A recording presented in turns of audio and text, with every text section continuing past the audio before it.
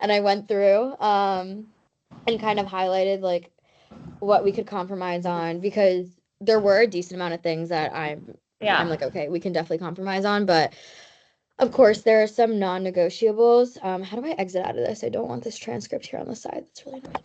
Okay, there are some non-negotiables and we can get into that once you pull up the copy. Yeah, I think this way it's gonna be quicker and easier because we Yeah. can, already like basically get out of the way everything that we do agree on and just Right. on, yeah, what we don't agree on. But um, I feel like that's just gonna make it way quicker. That's why I tell you, like, I'm pretty sure we can definitely keep it No under. worries. Yeah, I didn't see this going super, super long, but Let me see, just let me make sure I can go ahead and, okay, perfect. Okay, so I'm gonna go ahead and share.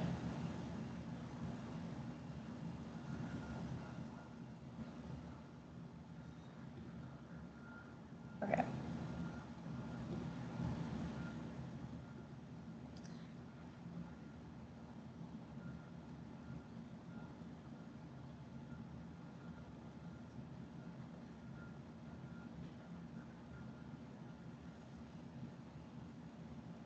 Okay, let me know if you can see the document. I'm not that good, mm, so I'm better with Zoom, so I'm not sure if I'm sharing like. I don't see anything. Oh, I see it now. I see it now. Okay, Okay. perfect. Got it. Okay. So basically, what I have in yellow, and we're gonna go over the whole thing. But what I have highlighted in yellow is basically what I was able to give you. So anything Okay. that you sent me on the proposal, that's already on the contract. I just highlighted it so it's easier for you to spot it. Um, the only thing I didn't put the exact numbers for in terms of money because That's I fine. We thought can talk about that. um, we can circle back to that if we get stuck on other things. So we can Okay. always talk about money. But that's pretty much Okay. I did. Um, okay. Let's see. I'm trying to think of what would be like the best use of our time. I think I think maybe we start with the non-negotiables from my end because I think I see most of them highlighted. Um, and then we can go from there because I feel like outside of the non-negotiables, we would agree on a lot of everything Yeah. else. Okay, so I think the first big one for me, I mean, I looked over your proposal and I think, there's like a lot of potential with the partnership, and I think both of the proposals kind of highlight that. Um, but there were some areas that didn't necessarily align with the designer, with Jamie's professional needs, and of course, like the industry standards of designers for his caliber. And so I think that the first thing that I would like to start with is going to be the designer recognition. And so that's going to, I don't know what it's labeled in your agreement as, but that would be I think it was in your proposal, it was the one prohibiting his name or signature on it. Okay, so it was branding and marketing in your proposal. And after talking to Jamie, that is a definite non-negotiable for him. And if you want to maybe pull that up in the agreement so I Yeah. can reference that, I So can just kind of like tell you where we landed and like where we have wiggle room because I completely understand where you guys are coming from with that, and obviously I want to abide by what Jamie wants. And so okay. for I'll go to that section right now, but before going there, I wanted to show you. So I did incorporate recognition. We are able to give Jamie some extent of recognition.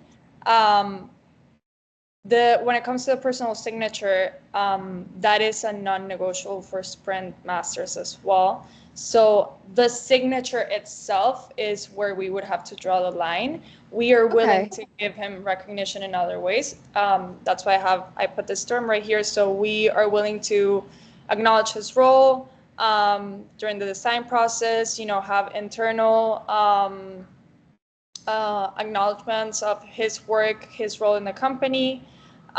We can also mention him in external communications, but we do want to retain the control in terms of the fact that the product is going to belong to the collaboration between Sprint Masters and Sparks, and we want to keep the focus on that. So we feel like having a third person, having his signature, that would be confusing for the public. So that's where we would draw the line. I'll go to the section right now so you can see Okay. it. But that, I okay. I hear you guys out. Let me read what you have because I also have something to screen share, but let me see what you guys put and then I'll say my spiel. okay, Okay, here we that go. would be, yeah, under branding. Yep. Um, okay, okay.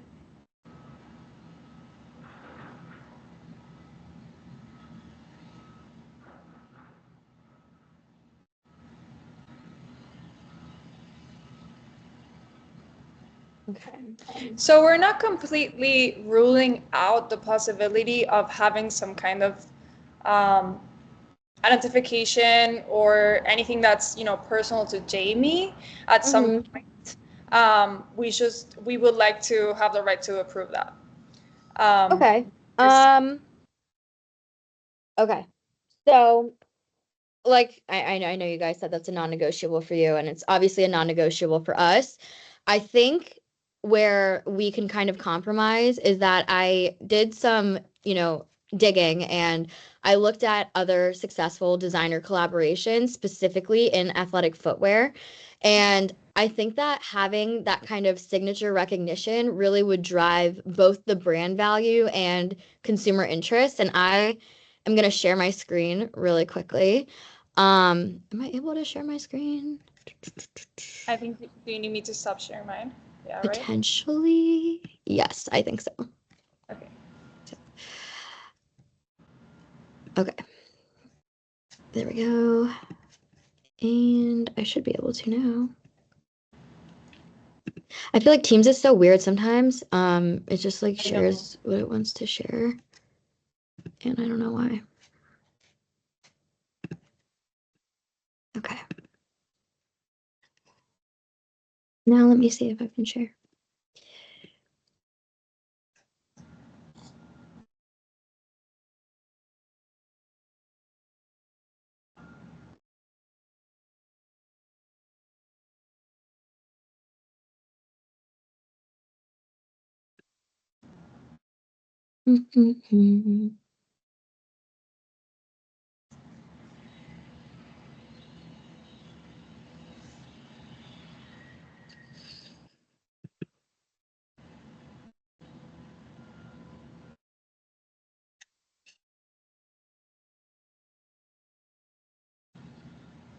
I You stopped sharing, so why is it still not letting me share? Did you click on the window option or screen? Because for some reason there's like two separate like options. Okay, hold on. Let me. Okay, it should work now. I think it should work now. Okay, perfect. Got it. Oh my goodness, that was crazy. Okay, so Okay, I can like I see was that. saying, here we are. So I did some digging and I noticed that right off the bat, there are some really successful designer collaborations. Let me know if you're unable to see. It should be No, I showing. can see it. I can see Okay, it. perfect.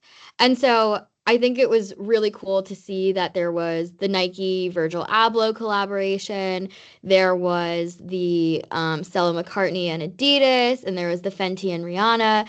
And my point in saying this is that basically, oh wait, why? No, it's recording that. I'm so sorry. My Teams is freaking out. I don't know why. It actually hates me.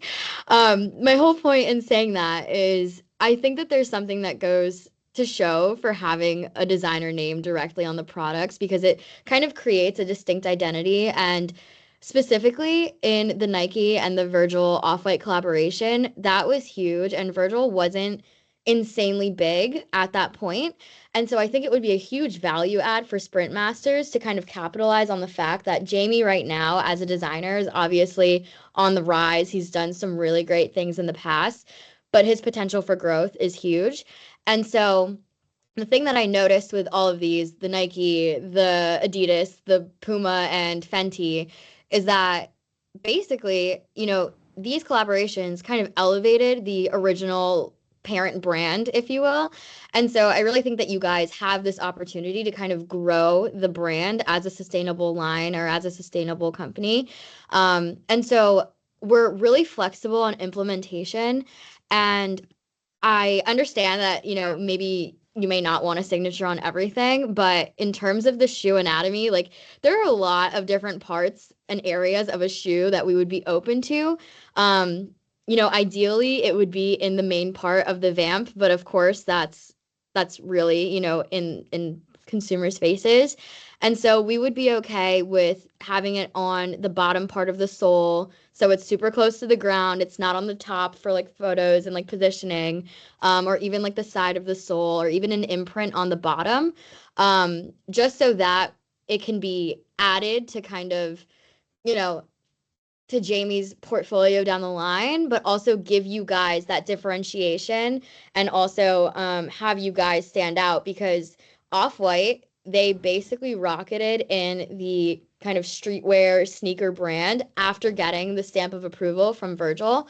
And that was huge. That was a huge collab and it was beneficial to both, but more so the parent company because it kind of solidified themselves as a streetwear brand. And so we think that this would be mutually beneficial because one, it's going to add a ton of hype for, this collab. It could be limited edition if you would like, it could be long term, but having that differentiator, we think brings value to both parties. Yeah, I mean, this exhibit is honestly like pretty persuasive. Like it doesn't have to be, It is. huge on the I top line or on the vamp. Like it could be, on the bottom of the sole or right here on the side of the top lift. We just want it somewhere that's kind of visible, but doesn't need to be everywhere for your marketing campaign. No, I totally understand, and I totally see how it could add value to our company. So what I'm thinking of two alternatives. Okay, let me stop sharing so we can Just go back to the because top. we don't want to create that illusion to the public and to our customers that there's, we have a collaboration with Serena. Well, first there's, us as a company, and then there's our collaboration with Serena, and then there's a third Mm-hmm. person coming in, which is Jamie, and then we have all these different like personal Right. brands that we don't want to create that confusion among our customers, where basically they don't know who's producing the shoe. So we could have something very small, very minimal,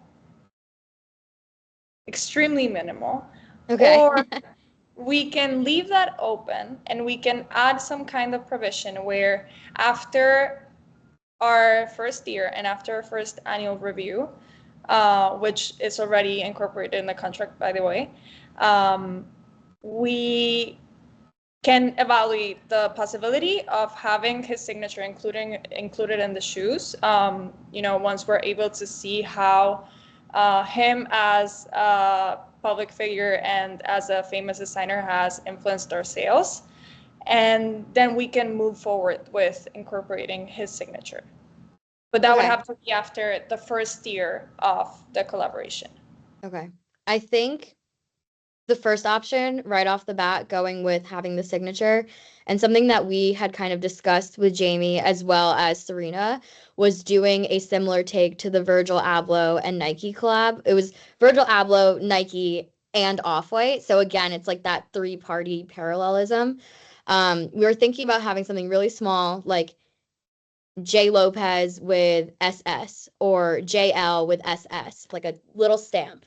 So it's small, but it shows that it's Jamie in conjunction with Serena Sparks and Sparks Sportswear. Okay. Okay. It would be way better if it incorporates Serena in some way, because that would Mm-hmm. reinforce the idea that Serena is the main Right, in this collaboration. So that right. would definitely work. And I think Jamie's open to that as long as it says Jamie with Sparks, Jamie with SS. I mean, Okay. as a designer, he wants that recognition because he's the one designing the shoe ultimately. Okay, I think we could definitely work on a term that allows for that as long as it's not Jamie individually, we can work with that. Yeah. Okay, awesome. And then while we're at it, if you want to screen share the agreement whenever you can, because this was under the branding and marketing for the proposal that you had sent over. Um, we are, I think I can't see. yeah, there we go. Okay. So we did the 5.1. Um, okay. I So I'm think just gonna that, highlight this in red just to know that yeah, we're, that's perfect. I yeah. think that for 5.2 to 5.4, I think that when it comes to like public statements and designer recognition, that's very much industry standard. I think that a lot of designers kind of have that, but we would be open to giving like a reasonable review process for any public statements that Jamie would make. So if he were to comment on it, you guys can oversee it and have like the reasonable oversight. So he would get to basically craft what is said, but he won't say anything without approval as long as it's not withheld, for no reason. We just want to make sure that obviously this is a collaboration, so we know that you guys want to have your input in it as well. But limiting a designer's creativity and specifically like the recognition is just not industry standard, and I know that that's something that he won't really vibe with. So I think that we're okay with having you guys, just review what is posted, what is said, from his end. Right. We're willing to do that. We just want to have the power to, like you said, authorize that. And I think that is reflected in this section. I know that when you first read it, it seems like doesn't have, he can't say anything at all. But as long as he has written approval by us, he can make public appearances. He can make public statements. He just needs our permission. So, I mean, you let me know if you think there's any other language we could incorporate to reflect that. But I think to that extent, we're on the same page. I mean, we there has to be a process for review because we do want to have control of what he says publicly because obviously that directly affects sales. Um, so he can make public appearances, he can make public statements. He just needs our permission in writing. Okay. I think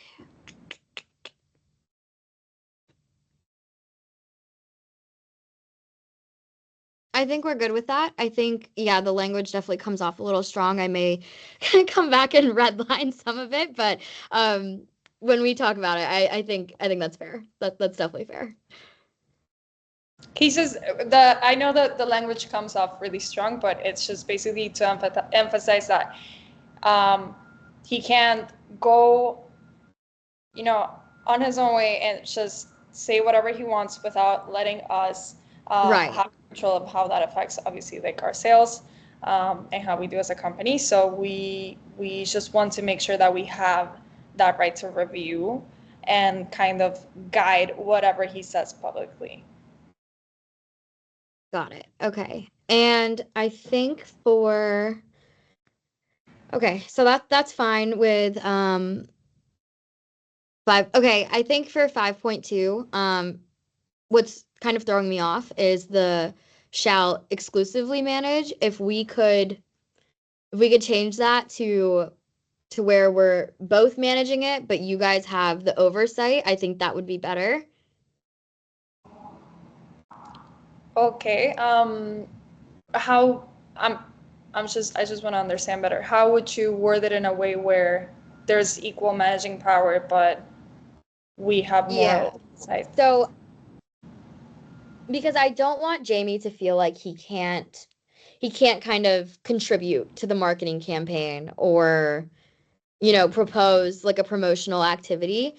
So let me think of how to kind of change that up. Just because I think having it, say exclusively, like right off the bat, is a bit strong. Um, The word, I know the word exclusively is a strong word.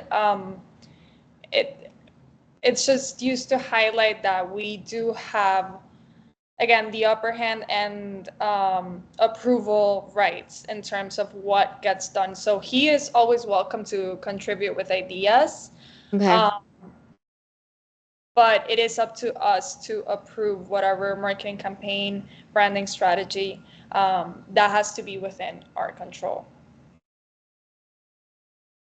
Okay. Um,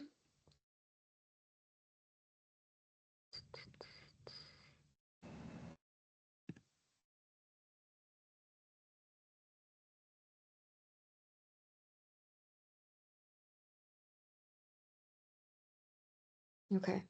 Sorry, I'm thinking. I'm trying to think. That's okay. Take your time and read them. I know they're Yeah, I'm just gonna reread it one more they time. all have to do with the same thing, but they're worthy. We can always, red line and Okay. So I'm thinking, yeah, I think the exclusive is really throwing me off. Maybe primary control would be better instead of exclusive, so that it's not okay. only you, but you guys have, majority.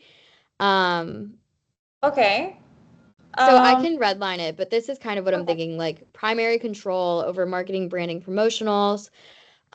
Jamie or employee in this case would engage in promotional activities related to the products, but he needs like prior written approval that shall not be unreasonably withheld. Um, I think it would be really nice if we added in like a collaboration type clause. I don't know why my Teams is spazzing out. So like a collaboration clause that I'm kind of thinking about is like, company plus employee would collaborate on certain promotional opportunities that kind of showcase both the company's products and the employees' design contributions, but that would be subject to mutual agreement on messaging and presentation.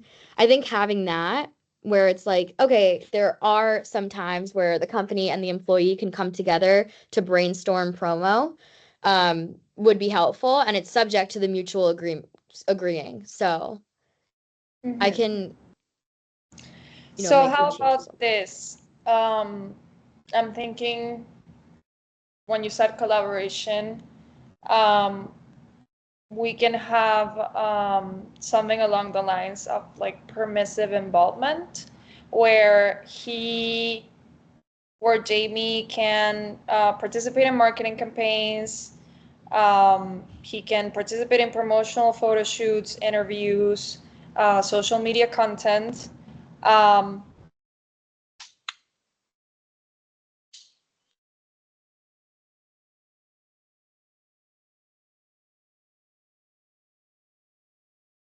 Oh, I think you're muted. I don't know if that's me. can Oh, there we go. Okay. Sorry, I think you cut out. you hear me? Yeah, I can hear you now. Yeah. What was the You last thing? cut out after social media campaigns. Okay, so after, when it comes to all these activities, he can be a part of it. Um, we just want to make it clear that the activities would be under our direction. So we Yeah. choose, for example, if we're going to have a social media marketing campaign, we direct how that's going to happen, what platforms we're going to post on, what type of content. But he will be part of it. He can be part of it, and get that recognition that way, as Okay. long as we have that approval right and that direction Okay. authority.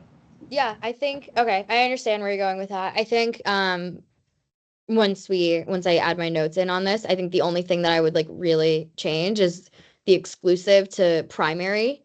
So that way it's not just you guys, like primary, you have majority of it, but you don't have all of it.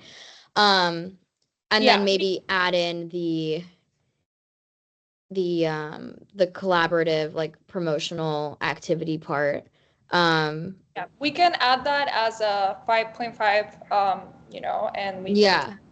something along the lines of employees involvement in marketing. So he has the right to be involved as long as we have. And going back to the word exclusively, we can change exclusively for primary as long as we keep that language where we have approval rights. I think that's what Sprint Masters is most concerned about, just the ability to say what's going to go public and what's not. Yeah, I think that's fine. I think, I think you guys definitely have approval rights as long as it's mutual. Like we don't want something to be posted against Jamie's will No, or no, no, no. done. So I think that's probably the only other thing I would add, but you guys definitely have like the primary the primary management and control. So I think yeah, we're totally fine with that. Yeah, I think that and was just like a nitpicky wording thing. I know. I just want to clarify because I understand how this section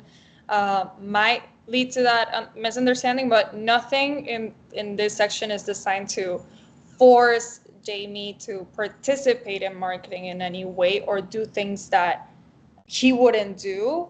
Um, Again, the if we add a section that allows him to have involvement in marketing, we're willing to do that as long as we have that approval and control. But we wouldn't. For us to exclusively manage doesn't mean that we would force him to participate in any promotional activities that he wouldn't wish to at all. Got it. Yeah, that's perfect. Okay, so 5.1 we did, 5.2 is fine. 5.3, so I understand what you're kind of getting with. I think, yeah, the wording is just strong, so we'll probably just revise that to say like employee agrees to coordinate with company regarding public statements, social media posts, press appearances. Um, and we can even include like a little timeline. So like Jamie can submit his proposed public communication for your review at least 5 days or 5 business days in advance. And then you guys can provide approval, not to be unreasonably withheld. And Yeah. like if anything comes up, I think I'll even add in like something for I can't talk spontaneous like media stuff, like I don't know, sometimes there's media opportunities that come up off the fly. Um, we'll add in a clause where Jamie will not say anything spontaneously without your company's PR department being involved. Okay. Yeah. I'm sorry. I just thought you were going the other way with No, that. no, no, no, no. We're Yeah. we're No, aligned. We're that's good. totally aligned. I just think the wording, I'll Definitely. just update Yeah. a little bit, but I feel like the vision is clear and aligned. I think 5.4 is probably where we may have, some more contention. I think. Okay, because we're fine with his like design mark on the shoe, he doesn't need to be a co-brander or like a brand ambassador. I think that's totally fine. Knowing Jamie, though, I do think that he would want some recognition in a few press releases or marketing materials because, again, he is an on the rise designer. And so I feel like there's going to be a lot of hype around him and around the product. So I think we would push for some recognition in press releases, maybe the opportunity to show up to product launch events or industry presentations. Um, and yeah, if this, like the Fenty Puma shoe wins an award, he would like to be there at the award show. So just things like that. I think he doesn't necessarily need to be a co-brander, but he would like some recognition where it's just like some press releases, some marketing, some product launches where he's there, with the company, with their big investors, with people that are, tangential to the company. But I think we're kind of overall aligned there as well. Yeah, we can definitely incorporate that in the involvement in marketing. Um, we just the purpose of this section of 5.4 is that, and this goes back to the whole thing we talked about with the signature. We don't Hmm. want we are hiring Jamie as a designer. Right. He's not our brand ambassador. Serena's our brand ambassador. So we just want to make that clear in Right. in our employment relationship and in our relationship to the public and to our customers. Um, so this is just to make clear and to have on writing that he's not a brand ambassador. We don't discard that possibility as a potential collaboration in the Right. future. Be happy to do so, but that's not our relationship right now. Our relationship is an Right. employment Yeah. relationship. Totally So agree. we just want to acknowledge that in writing on the contract, that this is not a co-branding relationship. He's the designer, and he can get that recognition through the involvement in marketing section that we can add, and we can definitely add, like you mentioned, press releases and maybe certain even benefits that he can get, Mm-hmm. accommodations to attend all these events and be present. Yeah. Yeah, that's awesome. I think that's perfect. I might rename or propose to rename the section to like designer recognition or like designer recognition program. Yeah. Because when I show this to him, I don't know how he's gonna feel about the We limited. could even rename it to um, you know designer recognition sounds good. Yeah, I Yeah. think that's perfect. Okay, yeah, we're super aligned. I just wanted to make sure that there were some concrete areas for him Yeah. to show up and get involved with the company and its investors and the sneakerhead community. So that's perfect. I'm Yeah. good with that section. We can make room for him Yeah. to.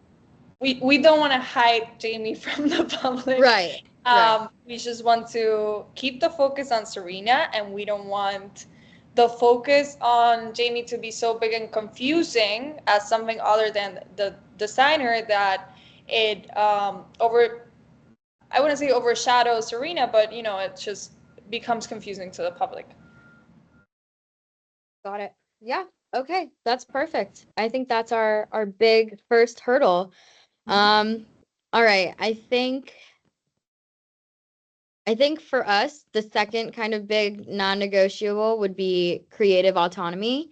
So like just flexibility in the creative process, the deadlines. Yeah. I don't know if you have that So, in a yeah, section. I have Okay. that.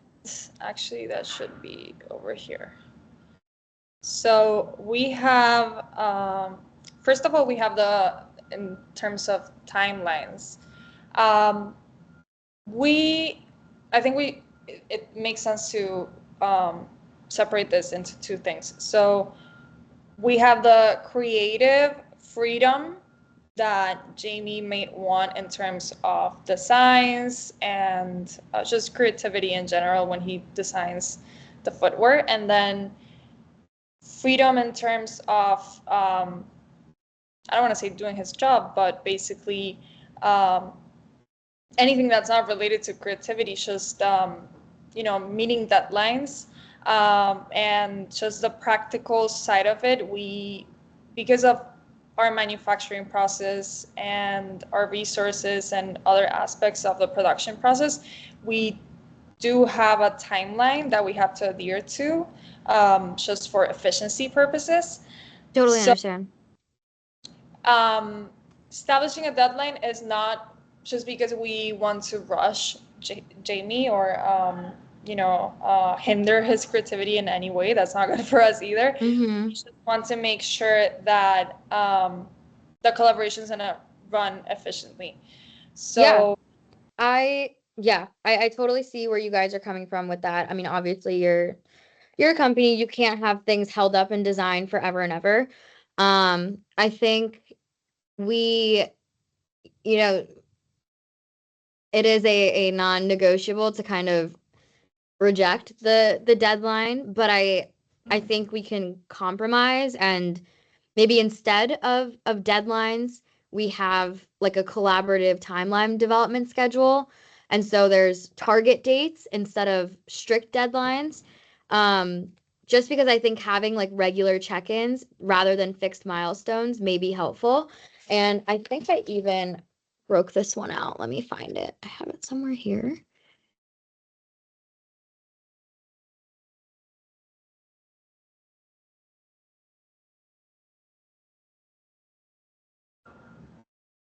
Okay, here we go.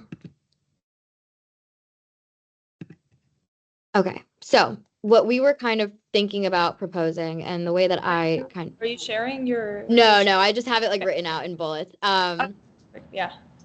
So I think we understand the whole need for a deadline. What we're kind of proposing is a timeline with target dates. So like a flexible phase approach.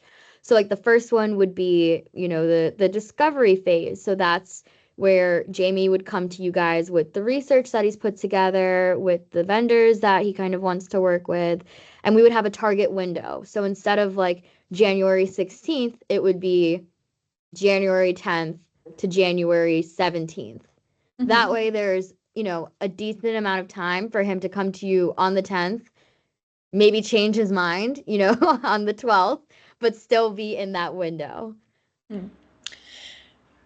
So what I'm thinking is, I mean, we could create some kind of system where there's windows. Yes. Um, but the problem for us is these deadlines already exist regardless of Jamie's involvement with the company or not, because we have our suppliers, um, our whole manufacturing process. We have other deadlines that have to run along the design deadlines. So we can't really create new deadlines. The deadlines already exist. We can provide him with windows, and we can certainly accommodate delays that he might experience. I mean, we Okay. are not denying the possibility that he might need an extension. That's why, we're allowing for him to request extensions. That's not out of the question at all. He can request, and we could even add language where we will not, unreasonably withhold approval for an extension, um, as long as he shows it's necessary. We're just worried about him not not following deadlines that we Okay. should need to follow because of the whole production process and our business operations that are already in place.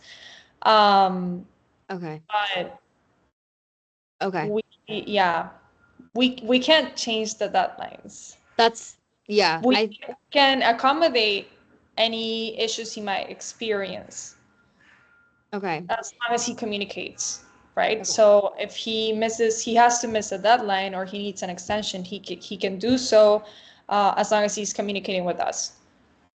Okay. Here's kind of what I'm thinking. Because I think the failure to meet agreed upon deadlines is also maybe a little bit strong, especially in Yeah. the design industry. So what I'm kind of thinking is you guys have your set deadlines. That's totally fine.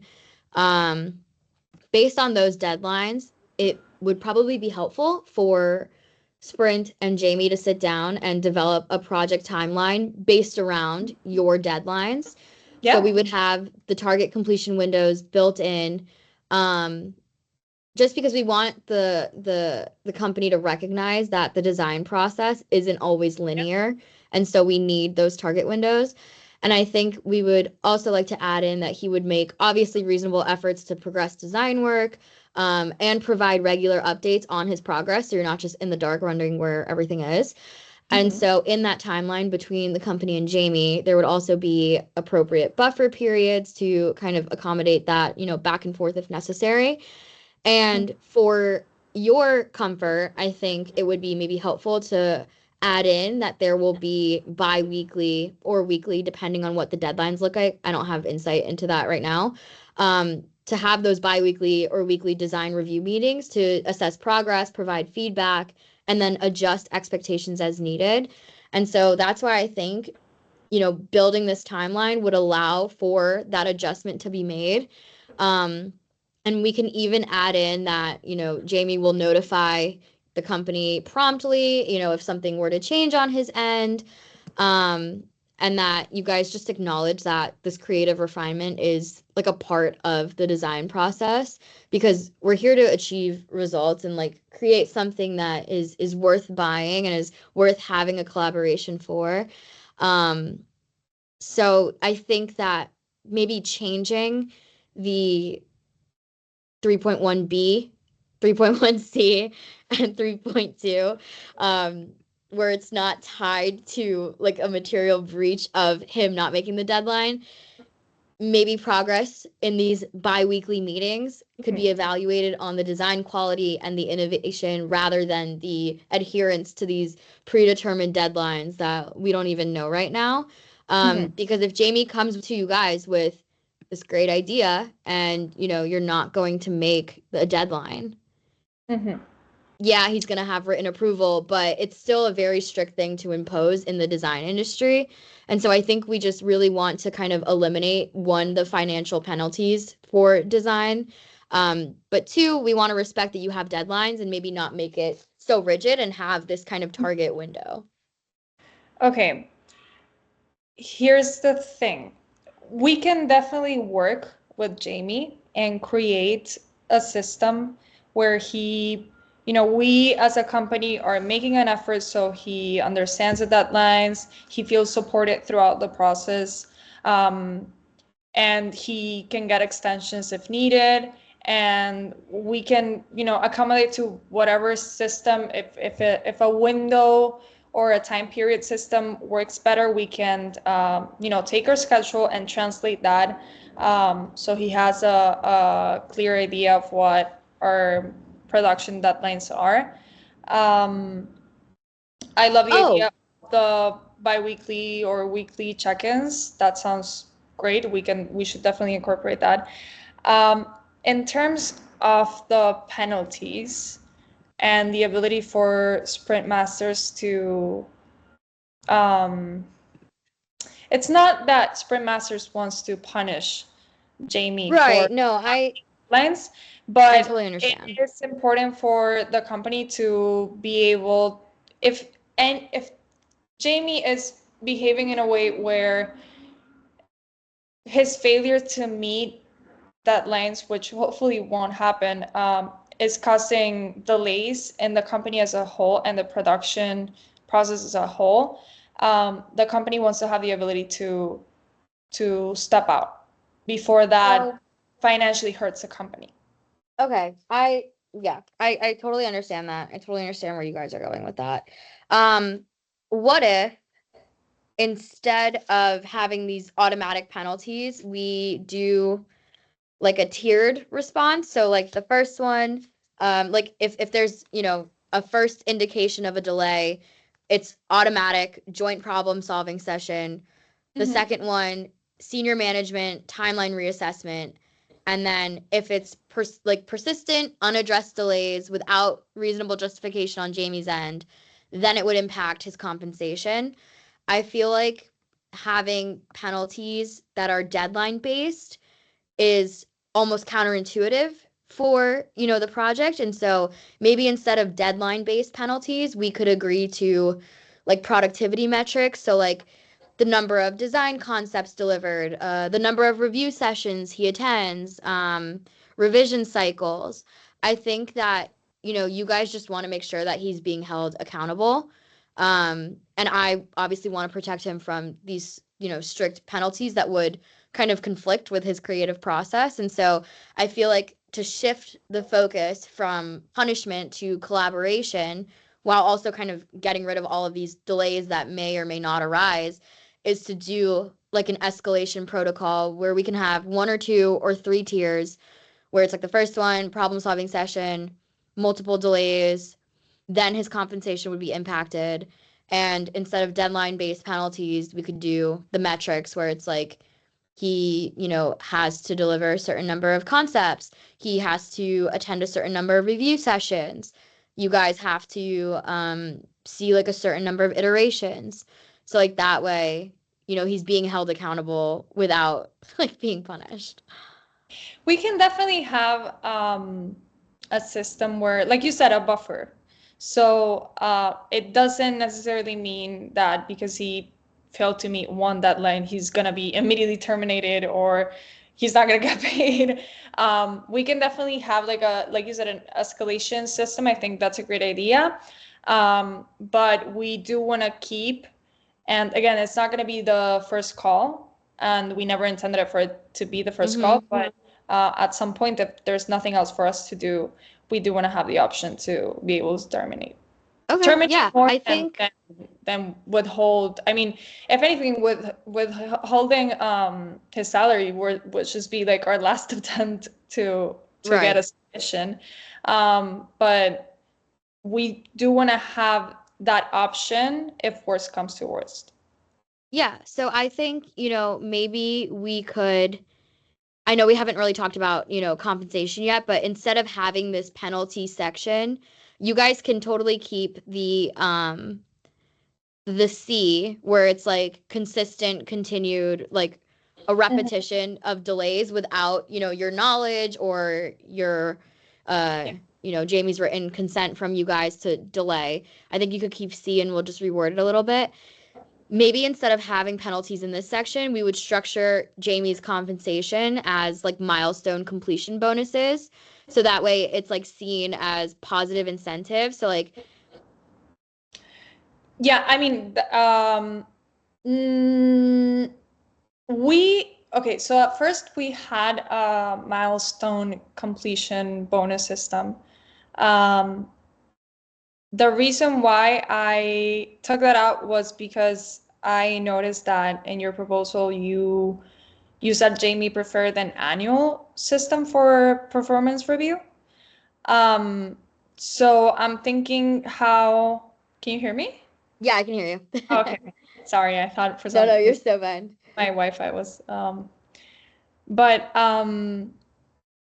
we have the annual performance review in place now. Um, I changed that because I thought that's what Jamie wants. We can do a monthly bonus system instead. But that would change the way in which we do the reviews because we would need monthly reviews instead of an annual creative retrospective review. What do you think? Yeah, I think it would just be like a portion of his compensation. So like not his entire salary, Mm-hmm. just a portion of it to replace these financial penalties. I think that's good as long, yeah, because it's not tied to any strict deadlines. It would be completion based. I think we're good with that as long as it's a portion of his compensation. I think we could do that instead of these financial penalties. I mean, we still want to have the financial penalties and determination, right? Um, it's it's okay if we don't have to make it immediate for Okay.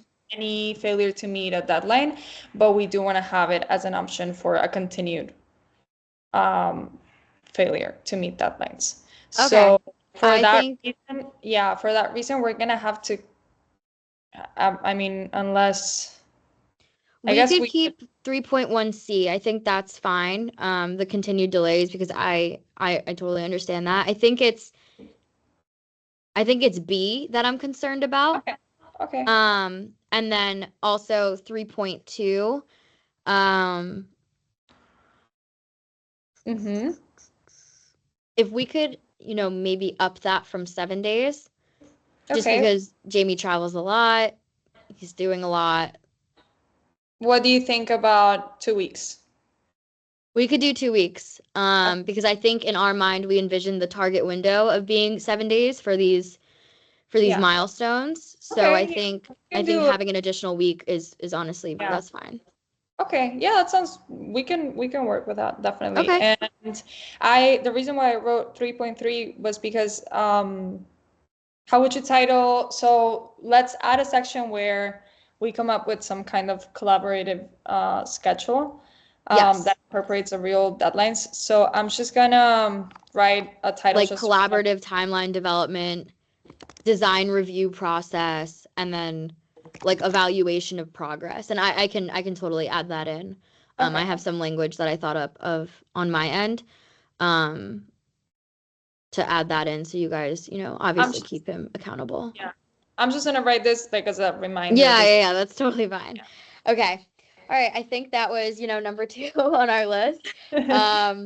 The third really big one, would be portfolio rights. This one, I think, is a big one for Yeah. designers in the industry. Let me pull up where you guys have that in your proposal. So that would be under IP. Yeah, I have it. He has portfolio rights. We gave him portfolio rights. So, and he has, the right to request any materials he needs for his portfolio from us, and we will provide them. And we have the obligation to provide them. Um, the only Okay. thing, but I think that was on your proposal too. This is whatever he creates is going to be work for hire. So we have the rights for all the intellectual property, but he has the right to show and use all this intellectual property for his portfolio. He has that, absolutely. Okay, give me 1 second. Just pulling up my agreement.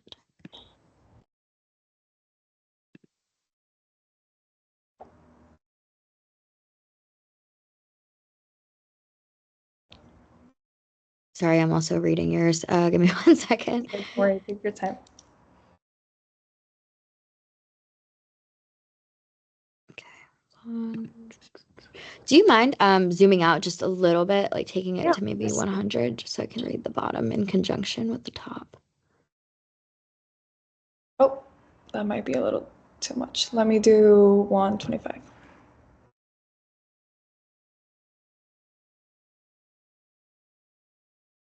Mm, yeah, the IP section is a long one. We can go over it. Yeah, it is long. I just wanted to see the Yeah. bottom of that with the top. Let me see. Okay. Um, okay.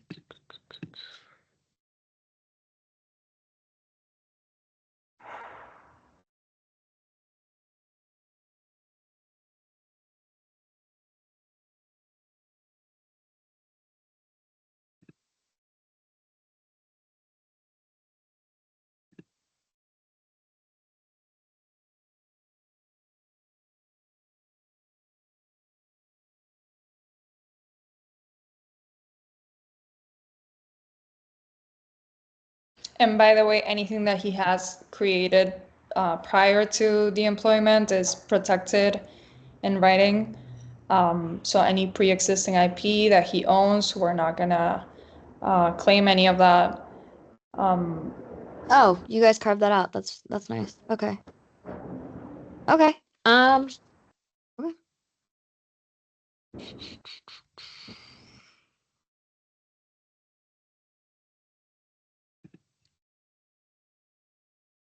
Okay.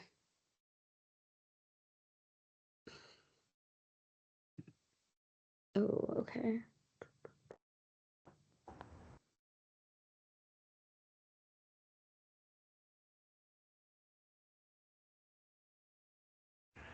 Okay. Yep. I think we're good with 2.2. Um, Let me know whenever you want me to scroll down for the rest of IP.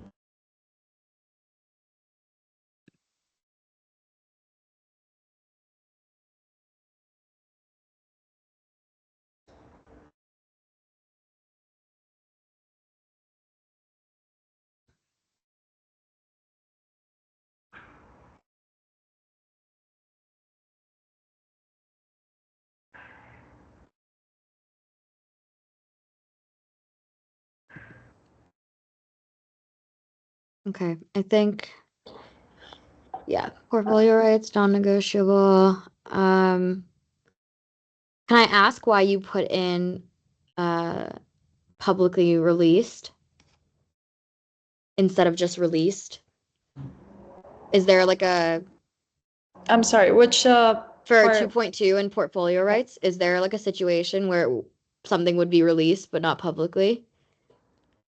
Um, no, I mean, I think the language for publicly released just means that it has to be material that has been released to the public.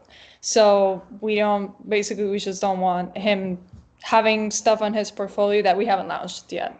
But I just put publicly released as basically like the standard for launch, but we can put release if that language makes you feel better. Yeah, that would be good. Okay.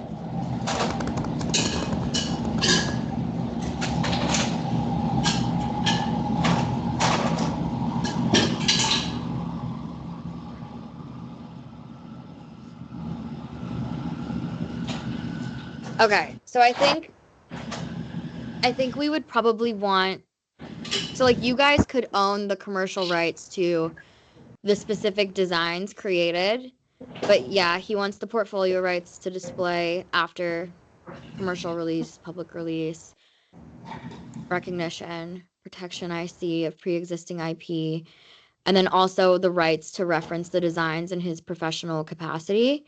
Um, I want to Mhm. make sure that the IP transfer only applies to specific designs created to this project and Mhm. not to any concepts that he developed previously or will develop after employment. So, you mean something like independently developed work? Yes. Okay. Yeah. We Yeah, just we want can. it limited specifically Yeah. to this project. Yeah. No, that sounds okay with us. We just want to make clear that we own whatever we create in our collaboration with Serena and with Jamie working as a designer. That we're hiring him to create these all this intellectual property, but we own it, which is again standard work for hire clause. Okay. Yeah, I think it's just really broad. Work for hire is tailored just a little more strictly in these design contracts. And so we just want to make sure that you guys aren't getting, complete ownership of everything Jamie creates during this collaboration. And so we would want the scope for the designs to be specifically tailored to the sustainable shoe line rather than all of the IP that is created during employment. Um, we can include a carve out for independently developed, but in terms of I mean, again, the work for hire provision basically encompasses um, pretty much. I mean, he's going to be using some of our company strategies, company resources. So we can add specific carve outs just so that he's not tied down in the future. But in terms of the intellectual property, um, I think that's the only way we can narrow it down by having carve outs. If you Yeah, we would include carve outs and also just to make sure that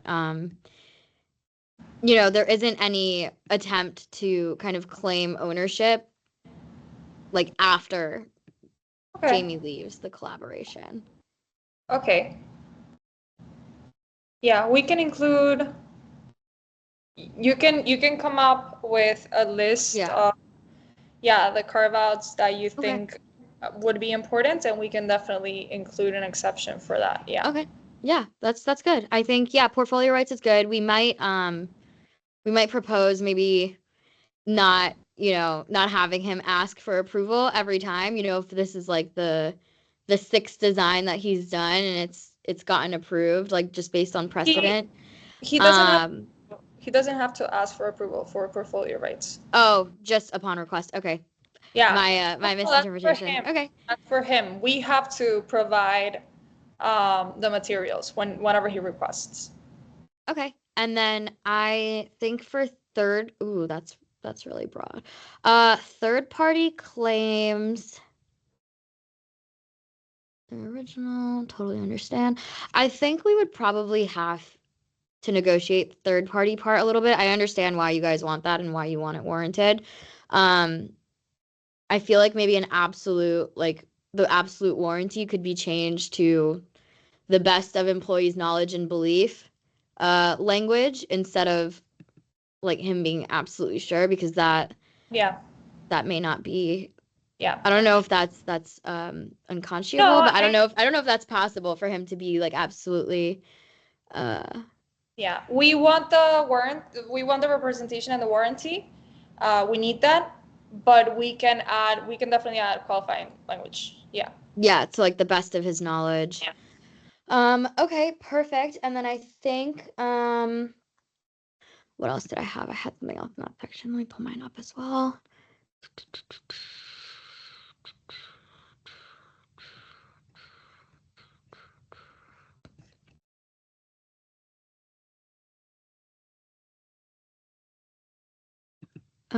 He has the full legal right.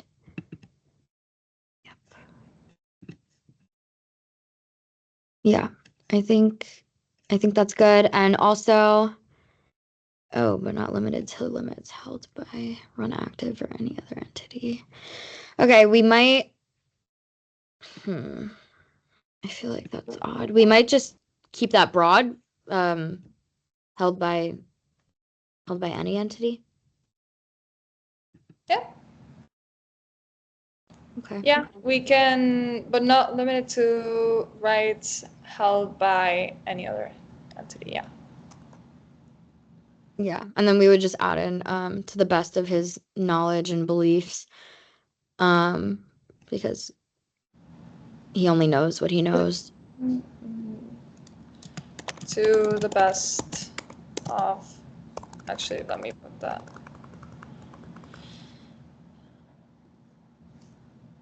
Mm,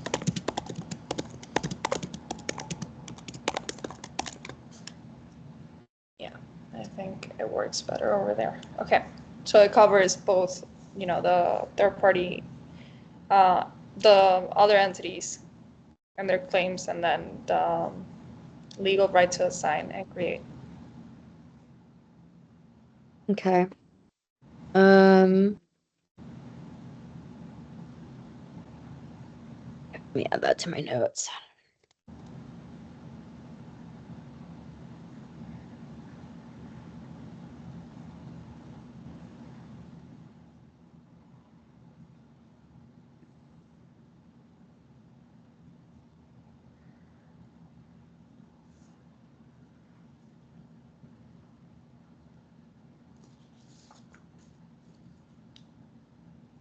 Yeah, I think that's good. To the best of his knowledge and belief, all designs created under this collaboration will be his original creative work developed under the term. He will not knowingly incorporate any. Yeah, okay. I think that's good. I think the B is a little strong. We might just change that to he will not knowingly incorporate any third party IP without your guys' prior knowledge. Something like that. I mean, that still has, B still has the knowledge qualifier because it's at the beginning of the section. So keep in Right. mind, just read that to the best of his knowledge, he has the full legal right. It doesn't Right. mean that he actually has to have it, but he Right. believes, Right. yeah. Yep. Okay. I think that's totally fine. I think that's fine. Yeah, as long as this is narrowed to the collaboration, which, yeah, created under this agreement for the collaboration. Yeah. Okay. I think that's good. Um, and then 2.5. Oh, okay. Yeah, I I don't guess know why I expected anything different. Um, okay, I think we could maybe change this and make it a little bit more like mutual. We could like say both parties will promptly notify each other of any such claims. Hmm. company.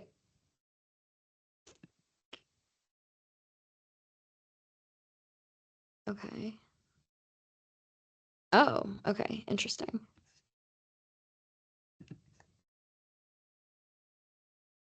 Okay. All right. So I guess we're jumping to third party indemnification and third party claims. All right. Let's see Which what we got. are, sorry, those are exclusive to IP. Yeah, Just, this is yeah. exclusive to IP. I have notes on this too because I expected this. I expected you guys would do this. Um, okay. Do you mind scrolling down? Oh, actually, let me just zoom out. Let me zoom out a little bit. Okay. I think I Oh wait, can, can you scroll back up actually? I'm yeah. so sorry. Yeah, that's perfect. I can scroll down to up to pre-existing IP since we went over it. Yeah, that would be good Yeah. actually. I just want to see that like in conjunction with the third party claims. Okay. Okay. This is under the IP section.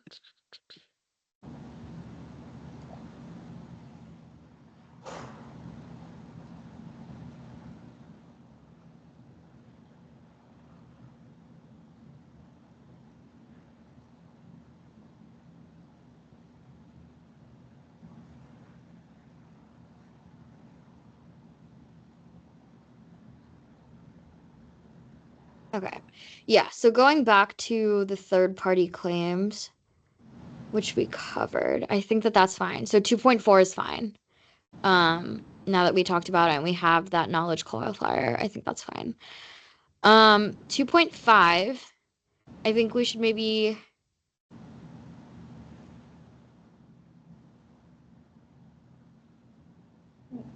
I I know think that. the payment withholding is, a little bit harsh. Maybe we could add that, you guys would need a court determination of actual infringement before withholding. Okay.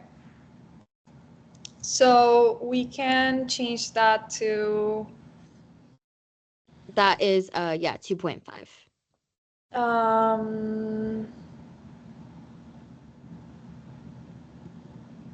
okay, so if the company becomes aware of, A court determination of actual infringement.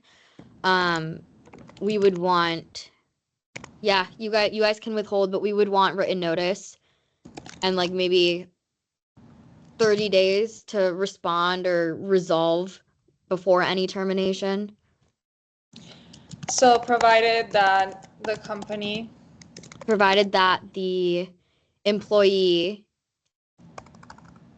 provided that, no, provided that the company, yeah, sorry. yeah, I was gonna say provided that the company provides written notice and opportunity to cure. Yeah, and we would Well, I mean, probably, I we'd don't probably know start that at 30 days.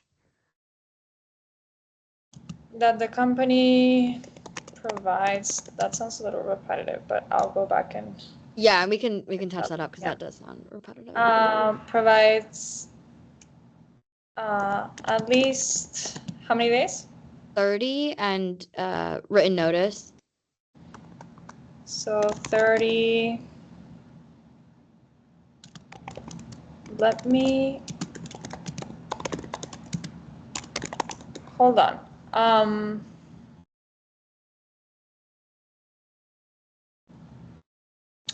uh, so I don't think the company has a problem with having time period for the written notice, but I'm thinking if it really. Mm,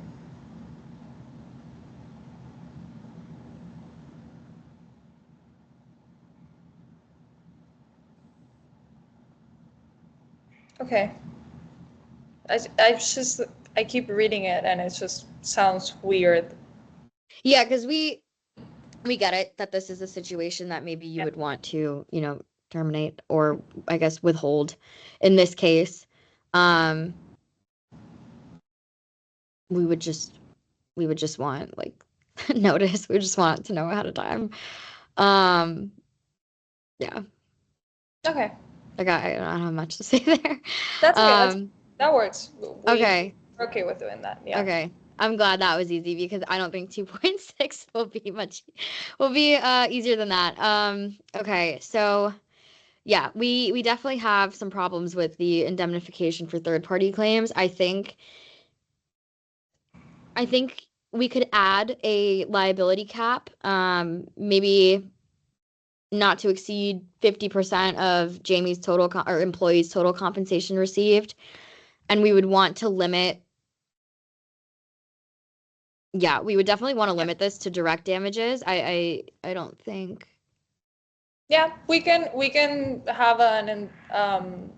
can have a cap and we can have the Okay. limit. Yeah. And then we would also maybe want some exclusions. So I'm thinking like this wouldn't apply to any designs that were modified by you guys after delivery. Any claims that are made to, or any claims that like relate to how it was, Hmm. made, uh, Okay. I would say maybe save that thought for and the to other part. product. Yeah, for product liability. I Okay. mean, we can do the thing is there's no reason why we would modify for any IP Okay. issues. Um, but we do have modification, just spoiler alert, we do have a Okay. modification right when it comes to product liability, and we will go over that in a second. So maybe, Okay. Yeah, I think, okay, so for 2.6, if we could limit it to yeah. direct damages and actual infringement, just to parallel what we had said above, with the court uh decision or the court notice, whatever that word was. Um, Hmm. And you said you wanted a cap. yeah, Yeah. So, and we can work on that specific number, but I'm thinking, yeah. just based off of salary, maybe like 80K, 90K, just so it doesn't exceed his compensation, Okay. because this is just for the third party IP claims, and so I want to make sure that, that cap is smaller than other claims. And then yeah, the other thing was arising from or related to any actual infringement. So just removing the alleged, just because that's broad. Like anyone can claim infringement. Okay. Okay. So you want just actual or alleged? Here's the thing, and here's the reason why we would like to keep alleged. Um, we might still have a third party claim, and we have to go through the whole legal process of fighting that third party claim, and we win, but we still incurred all these expenses. So we still need the indemnification clause. Um, so we can limit it to direct damages. We can limit it to um, reasonable legal fees, and we can cap it, but we would need to be able to use this for lawsuits that um, any actual infringement claims and anything that made causes to need the Okay. indemnification. Yeah.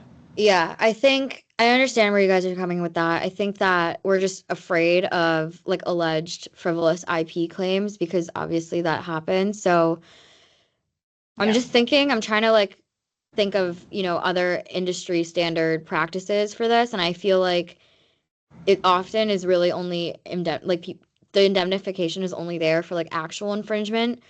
So maybe we could add like determined by a court, not just for unfounded allegations, like if you want to keep the allegation part of it.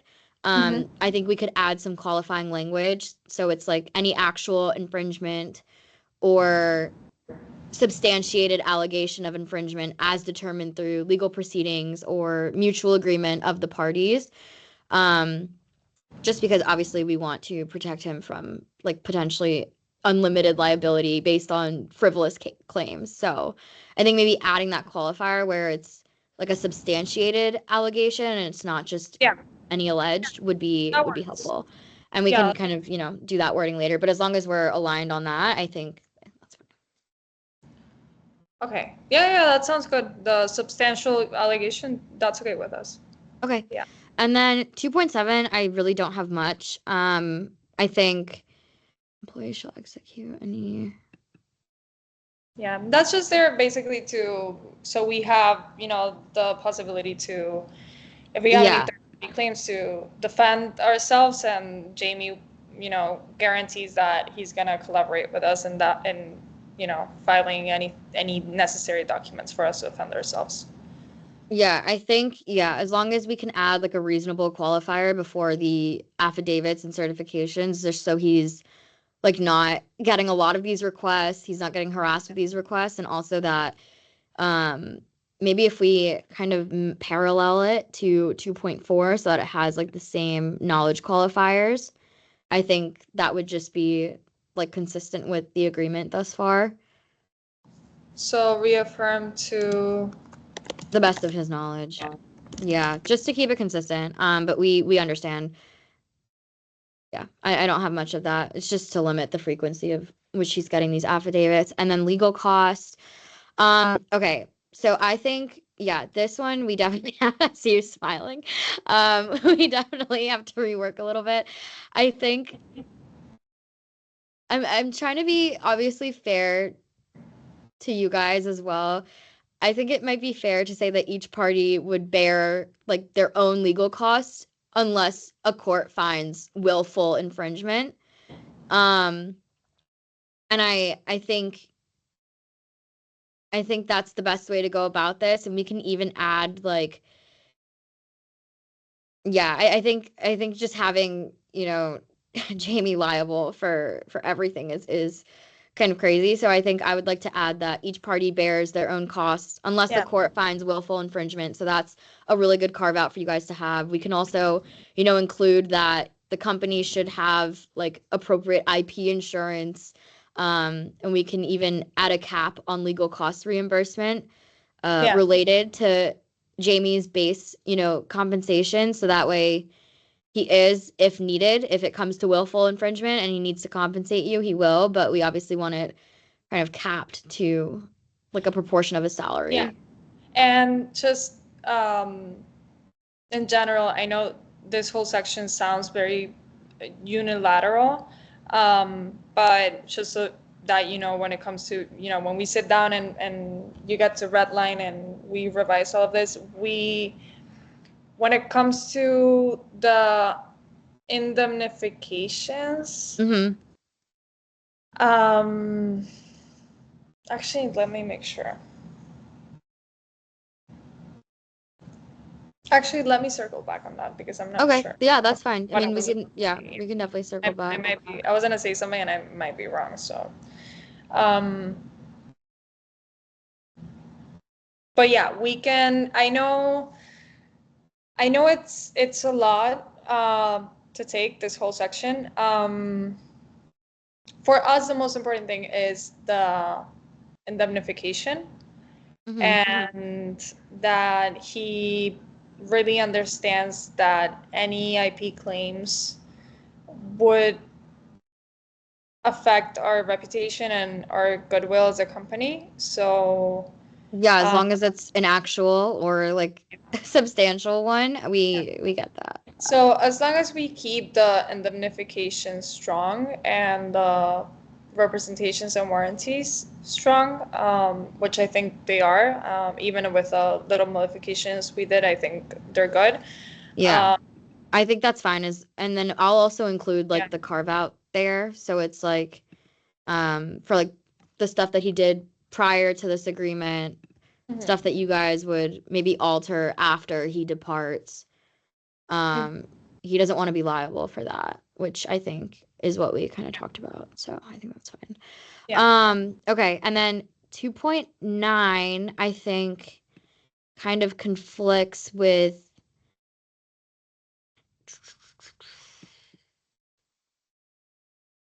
okay.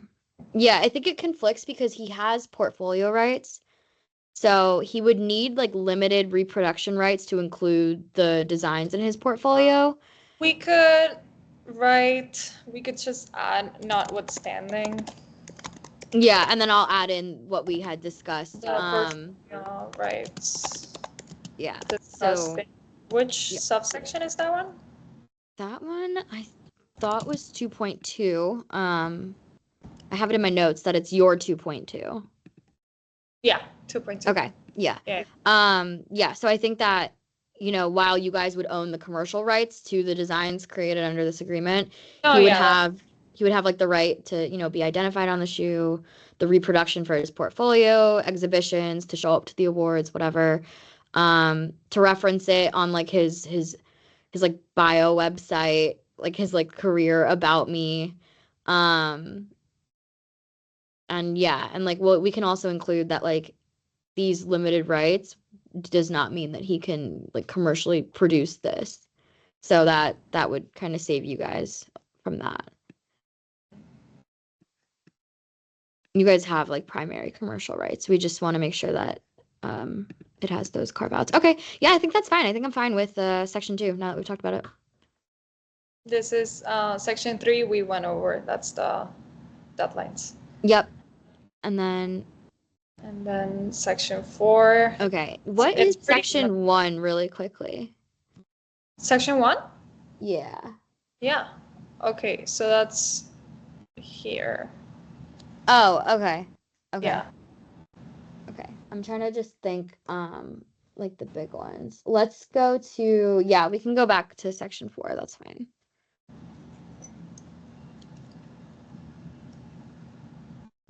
Okay.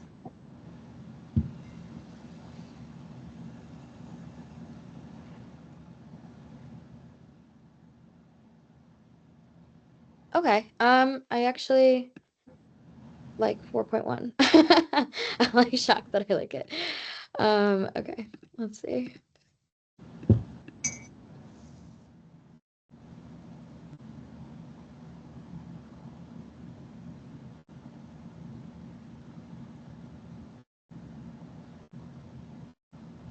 Just adding this in my notes.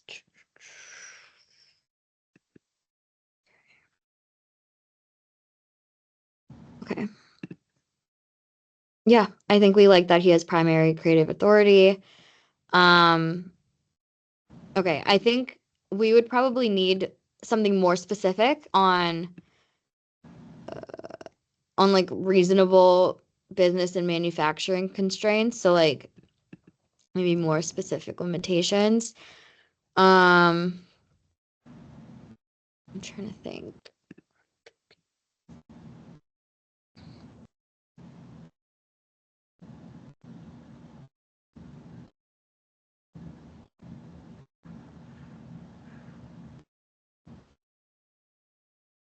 Oh, I don't know why I can't see. Oh,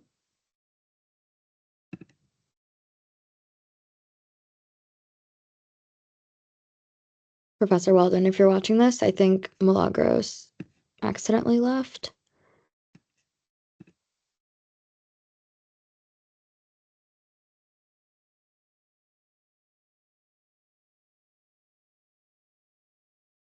Let me see if she texted me. She said her computer. Okay, well, Prof, it's just you and I right now. I hope all is well.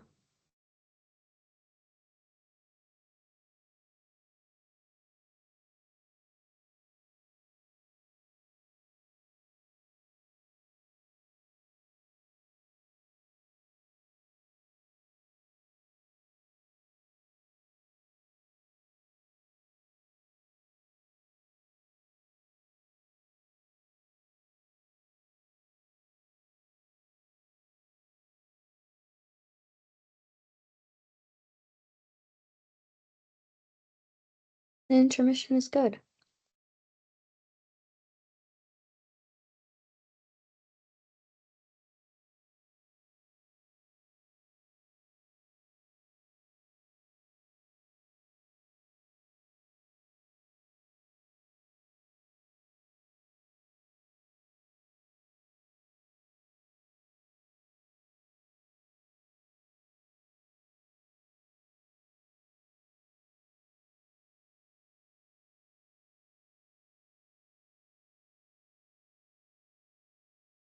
Mm.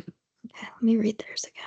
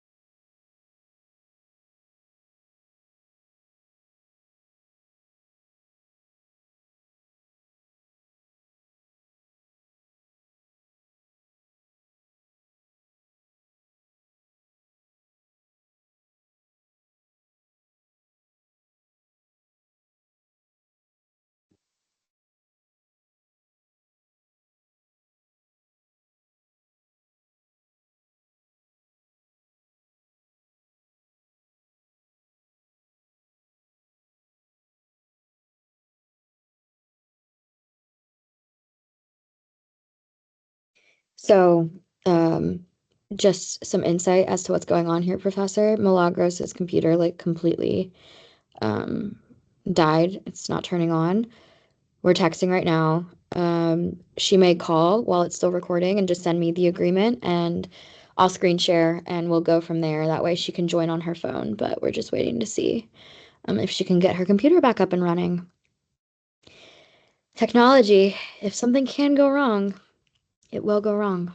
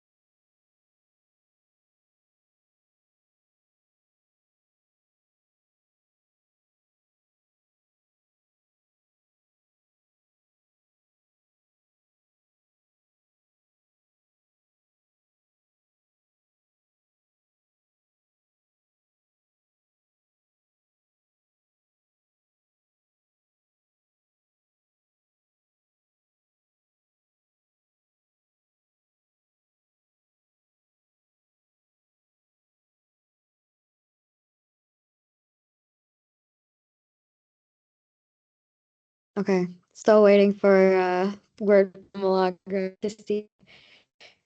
I think she may join via phone. And then we'll just go, we won't have the agreement that she had drafted up, but I have notes and stuff, so we can just verbalize certain provisions, and then it'll get hashed out in the red lines. The most fun place to do things is in the comment section of Word.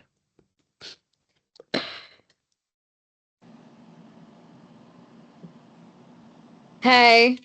Hey, can you hear me? I'm so sorry. I have no Yeah. idea Oh what's my gosh, happened. no worries, literally at all.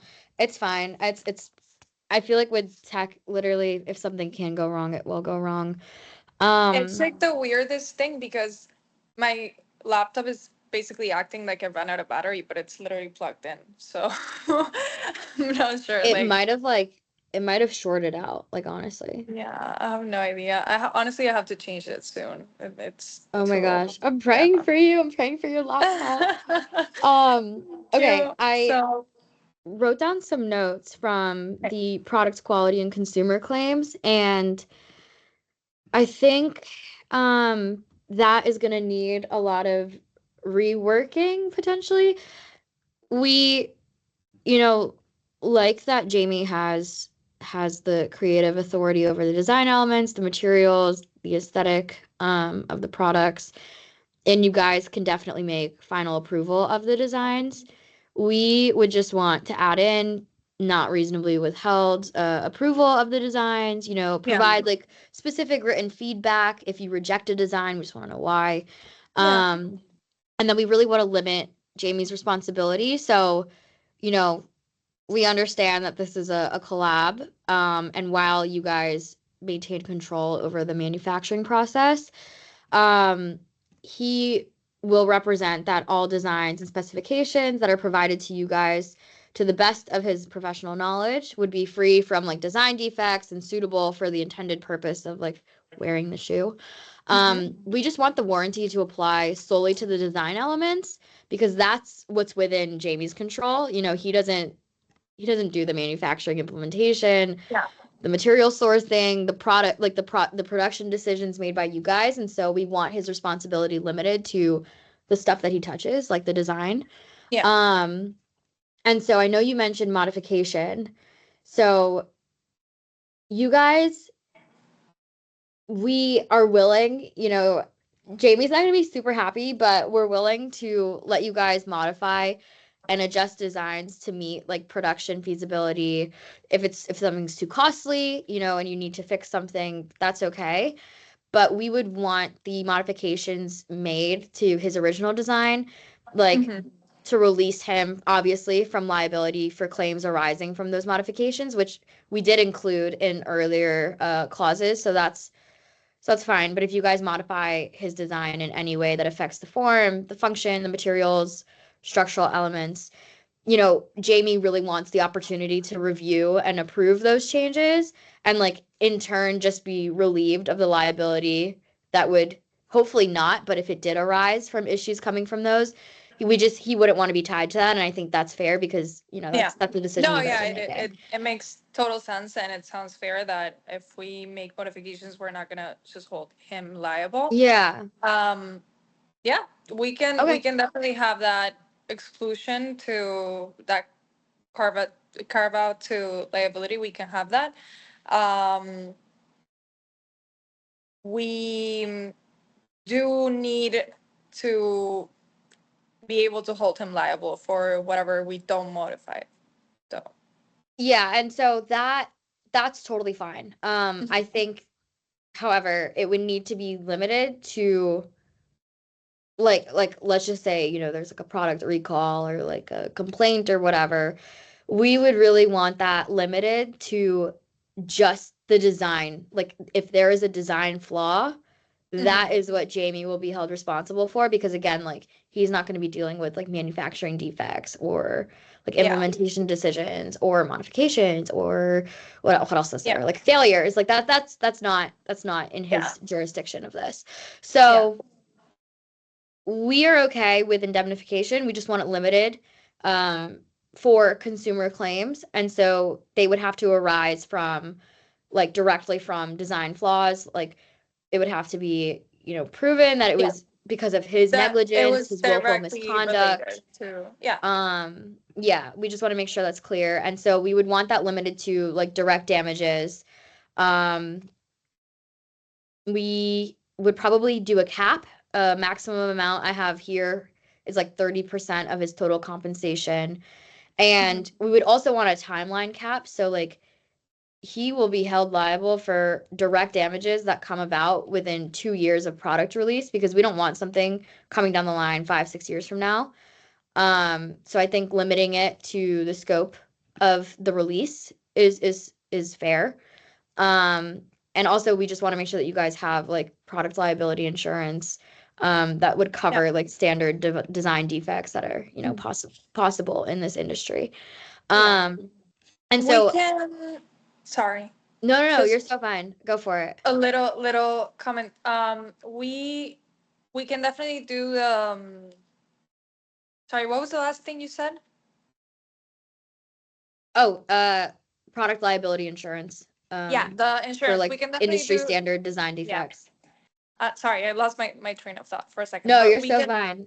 we can definitely do the insurance for both IP and consumer liability. Um, the only thing I'm thinking when it comes to, you said limiting the liability to the time um, when for the release. Did you mean whenever, like during the time that he's working for us? So, Because so like if the shoe is released, like it would just be 2 years after the shoe release date. So it could cover like after the term of the agreement.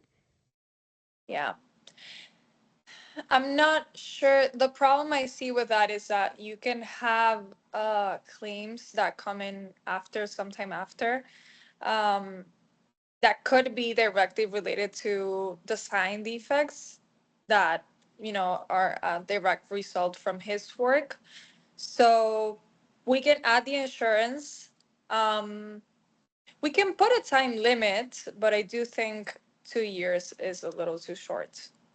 That's fair. I think I was thinking 2 years because when you think about like shoes, it's very cyclical. Like maybe it's just because I'm around a lot of sneakerheads, but I feel like with shoes, people are always buying new sneakers, especially like every 1 to 2 seasons, which is why I was thinking, okay, 2 seasons, that's 2 years. Um, so that was kind of my mindset. I think, our maximum we would allow is probably 3.5, Hmm. if that's Yeah. okay with you. I just think it might not even be like realistic given the shoe industry. Yeah, I understand what you're saying, and it does make sense, in terms of the industry and just the market for this Hmm. product particularly. But just to be safe, you never know. You might have someone coming in with a claim, 5 years after. Um, because I do think that even if you have that cycle of like 2 years for most sneakers, you can always have a customer that buys the sneaker, and also depending how long we're gonna have it in the Right. market, right? You can have someone who buys the sneakers when they're not trendy anymore, and they can still come in with a claim. So I do think, um, just to be safe, we can include a time limit, but I think something between 5 and 10 years is Okay. the safest. Yeah. Hmm. Yeah, it's a long time. Okay. I think, yeah, we understand. I do think that 10 years is a lot. It could be, you know, problematic. I think,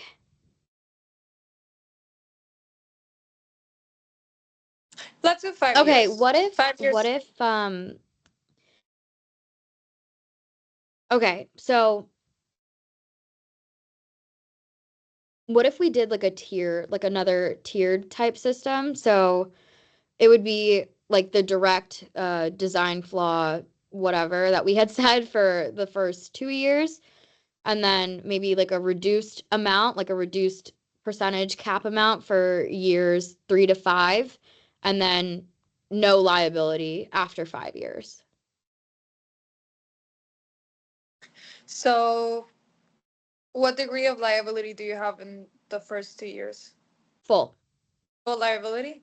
It would be full liability for No it'd be cap? full it would be full liability to the extent of the 30% cap. Okay. And then the second tier would be for years 3 to 5, and that would be, 15% of his compensation, which would be half of that, 30% Hmm. cap.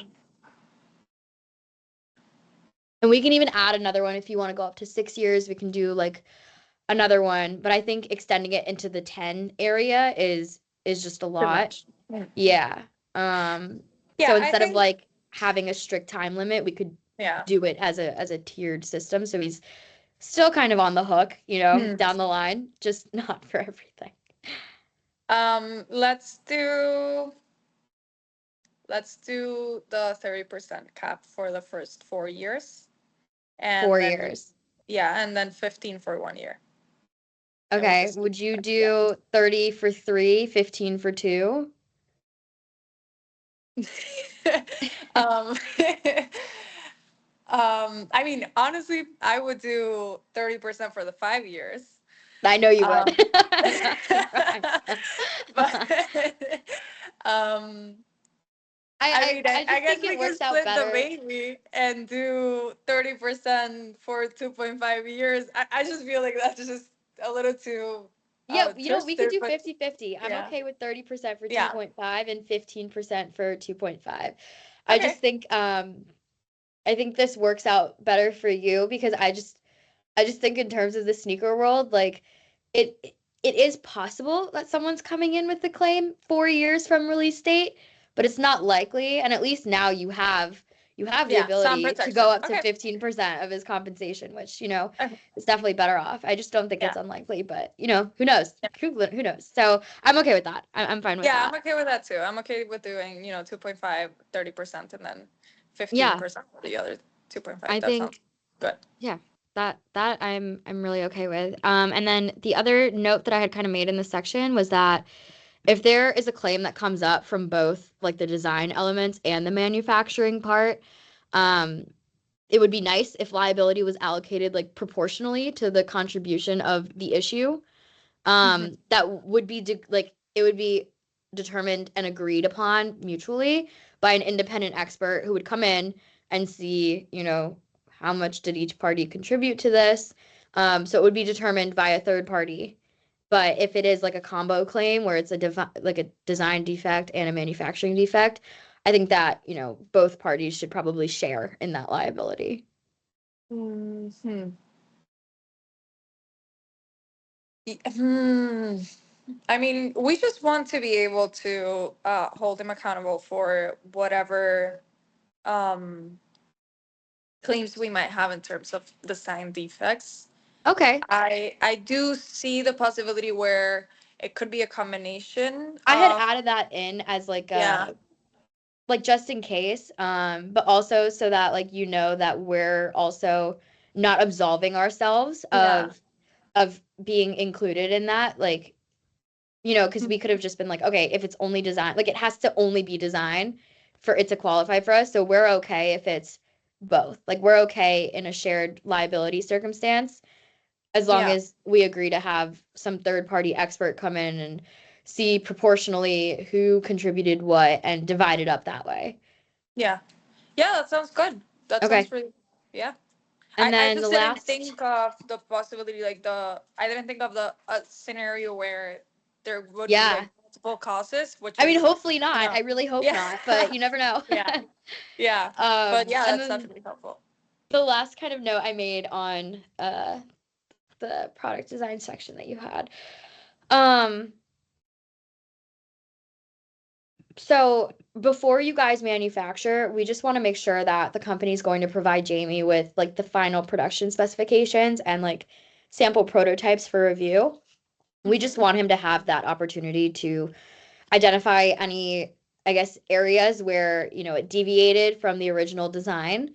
we want him to have the final like okay for the product specs in writing, just so that if, you know, there is something that occurs in the future, we have this baseline for like evaluating any future claims of design defects or flaws. It's really just more of a it's more of like a record approval process so that we know that he is covered in the future from any derivations or modifications that are made. So, okay, right off the bat, the only problem I have with that is wouldn't that conflict with our final right of approval for the final product? So it's just it's not that he doesn't have like the veto right necessarily. It's just so he has like the visual ability to see what you guys have changed and like have that in writing so that he has that like so that we have that just in case any future claims for like design defects or flaws come up. Um Okay, so he we just just want him wants to to. be able to Okay, like see where you guys like okay, and keep, differentiated from his yeah, original design. and keep a record Yeah. for. Okay, yeah, that sounds fair. That makes Yeah, sense. that wasn't like any Okay. that wasn't like Yeah, a term that we had. That yeah, was more so of like me just trying to figure out if there was a claim that came up, like how we would document that. yeah. Okay, No, that's okay. That's okay. I think we're good with that. We capped indem, we, limited its scope, and I think we're feeling pretty good. I like the tiered the Mhm. tiered indemnification. Okay. I think I'm good on that one. The next thing that I had in my notes, because I know we don't have the agreement. Where do I want to go with this? We could either do the My non-compete. laptop just turned on, by the way, so Oh I my can gosh, go and amazing. yeah. The only thing is, I would have to switch. Oh my God, we're gonna have to submit like three recordings, but No, or I can I've just just send kept it it to you. recording through because I didn't know if we were allowed to, you know, Oh, okay, so it's gonna stay all in one. yeah, so Oh, I that's like made a amazing. note. I was like, "Hey, professor, if you're watching this, like her computer completely spazzed out and we're trying to figure out a solution right now." That's amazing. Okay, I thought we were gonna have to like cut No, because the. I didn't Okay. know if we would be allowed to. I didn't know if that, it wasn't in the direction, so I wasn't sure. Okay, I think next I have non-compete and then compensation, and that's all I have for like my Yeah. must do's. Um. Yeah. I mean, I don't have anything. Since I what I did is I just put your terms into my terms already. Like I pretty much have I think the only problem we had was in terms of the signature. Um, but So for what was I gonna say? Do you know what you had for your non-compete part? Because I noticed that you guys added in a non-compete and hmm. So I do have a non-compete. okay. Um, Was it the same as what you sent in your proposal, like the 2 years after leaving? yeah, No work. yeah. Okay. Okay. So the non-compete isn't, we think that it's pretty broad in scope, duration, geography. And so like a 2 year global restriction is just a lot. So I think, if you're really dead set on having a non-compete, we would just want to narrow it in scope. So like sustainable athletic footwear only because that's really what he's known for. And Mm-hmm. 2 years is a lot. I would say, 6 months is preferred. Mm-hmm. Um, and we're both US companies, so I feel like we could limit it to South Florida. Like we would just want limited geography and not global because any idea that someone's had, somebody else has probably also thought of that or wants to contract them. We just want to make sure that like, Jamie can go on and do other things across the world if he wants to. Um, and if you guys are really dead set on having a non-compete, we would probably want additional compensation because it is a restriction on his right to work, essentially. So here's the thing. Um, hold on. We we would like to keep that 2 year period. We can narrow down maybe the geography and the scope. So I know, let me know if the language is different on the proposal because it Okay, shouldn't be, I but have it it. could be by mistake. So I have employees shall not directly or indirectly engage. And so we can just make it much more specific in the sense of like um you know, may not directly engage with direct competitors. We can provide like a narrow list of, major competitors. We can narrow it down. We just need those 2 years.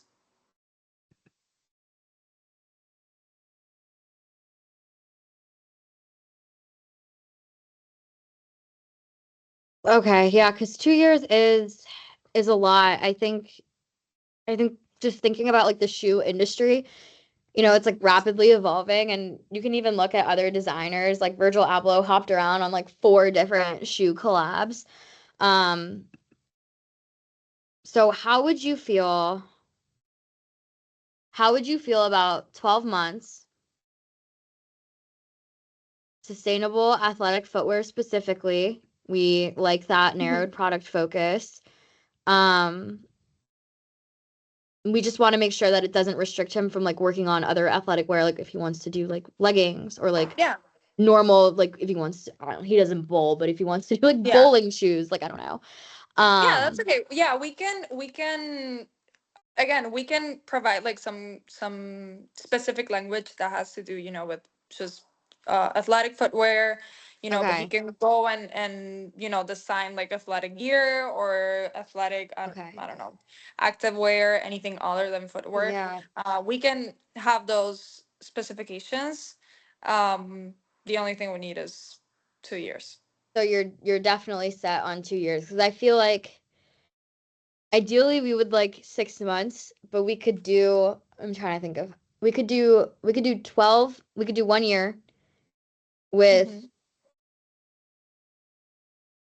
We could do 1 year with like 40K, only because it is industry standard if there is a non-compete, especially in the design world, because designers go from project to project to provide like 50 to 70% of their salary during the non-compete period.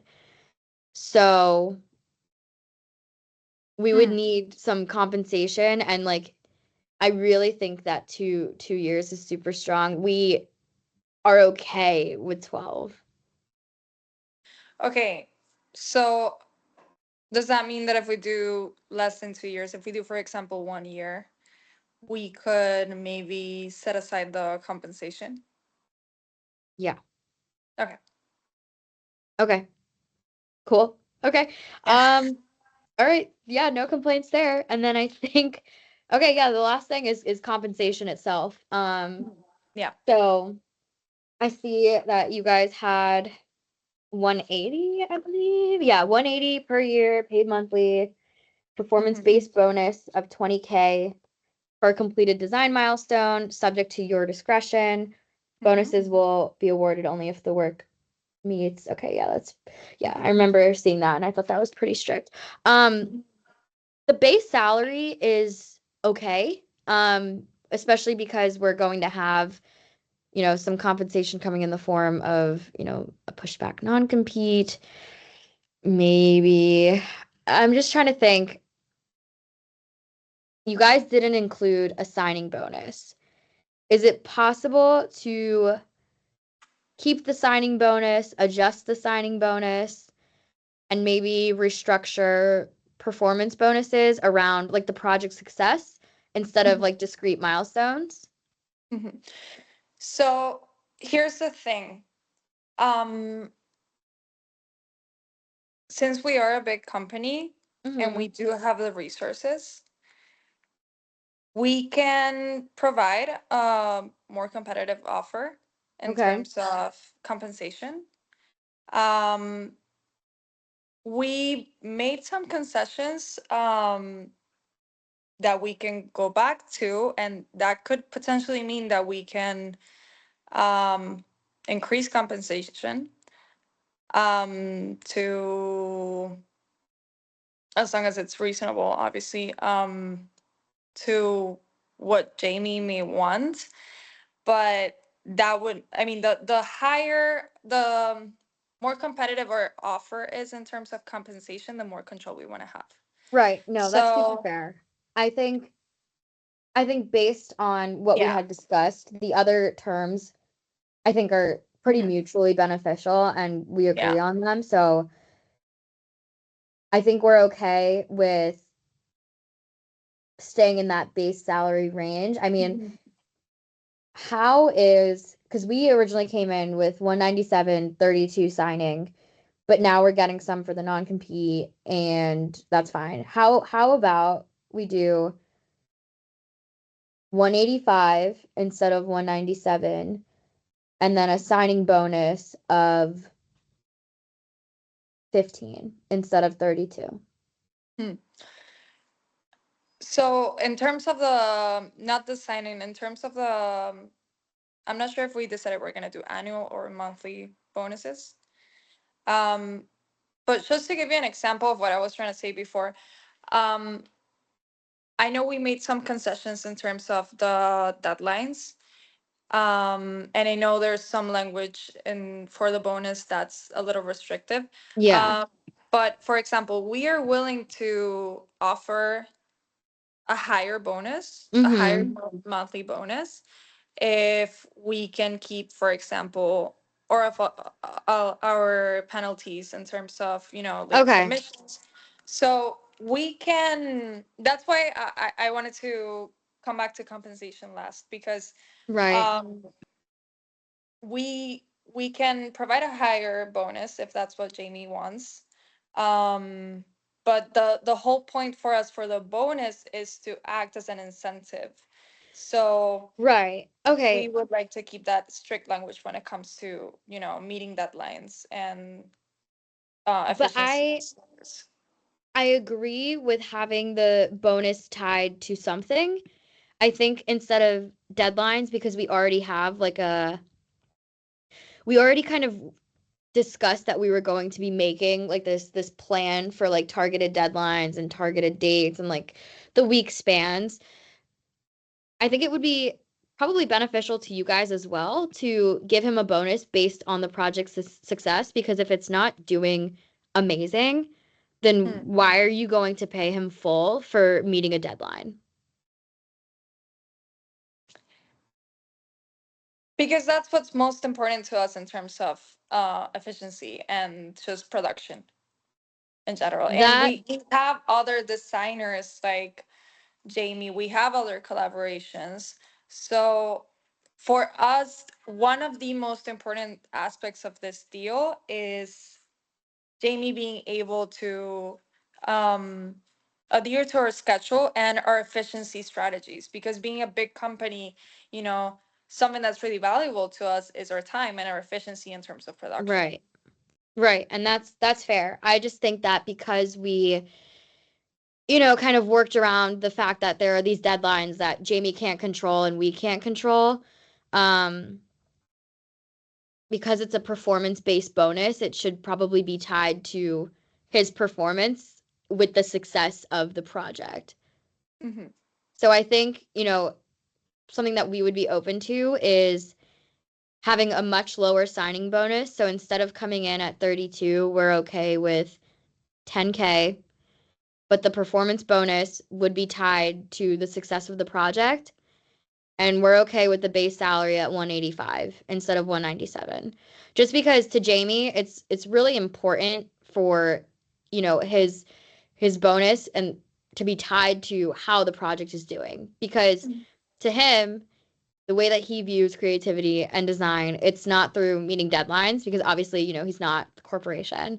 It's through whether or not the product is doing well. And I think that's mutually beneficial to both you and him. And it will inspire him to do the best and put the most effort into this, obviously, because the better it does, the better chance he has at getting a higher bonus. And, you know, same breath, if it doesn't do well, then he's not going to get a good enough bonus. So I think that that actually may work more in your favor than his, and inspire him to work harder. And we're okay, bringing down that signing bonus to 10 and bringing down the base salary to 185. We don't have a signing bonus in our offer. Yeah, I was kind of hoping to sneak that in and see, if that was something we you'd can be we can okay talk with. about it. We can talk about it, but that's not a given yet. But I understand what you're explaining about his creativity and his performance, not just in the whole, time frame aspect, but more in terms of sales. Um, Reality is that for us, timely completion is an aspect of performance. Right. Um, But I feel like you guys kind of have the you kind of had the guardrails set up with, meeting with him biweekly, canceling the agreement if it's been multiple times of him not meeting deadlines. So, because if he, like, let's be real, if he is underperforming and he's not meeting deadlines and he's not showing up to these meetings and we're on now, like, the second or third time of this happening, you guys have the full right to terminate the agreement, to move on from him, and he would not be getting that bonus anyways. mhm. Hmm. Um, Again, we want to provide the bonus as an incentive for Jamie Right. to perform well. Um, are you okay with the number that we have right now for the bonus? That's a I really feel good like you're question. yeah. I feel like you might not be because that's a percentage. I mean, it's the same percentage. The thing is, Oh wait, you have percentage? I have standard 20,000. yeah, I okay, so I have standard, I think 20% of base salary, I think. Okay. See. Okay. Yeah, because I did not see this. Yeah. Um,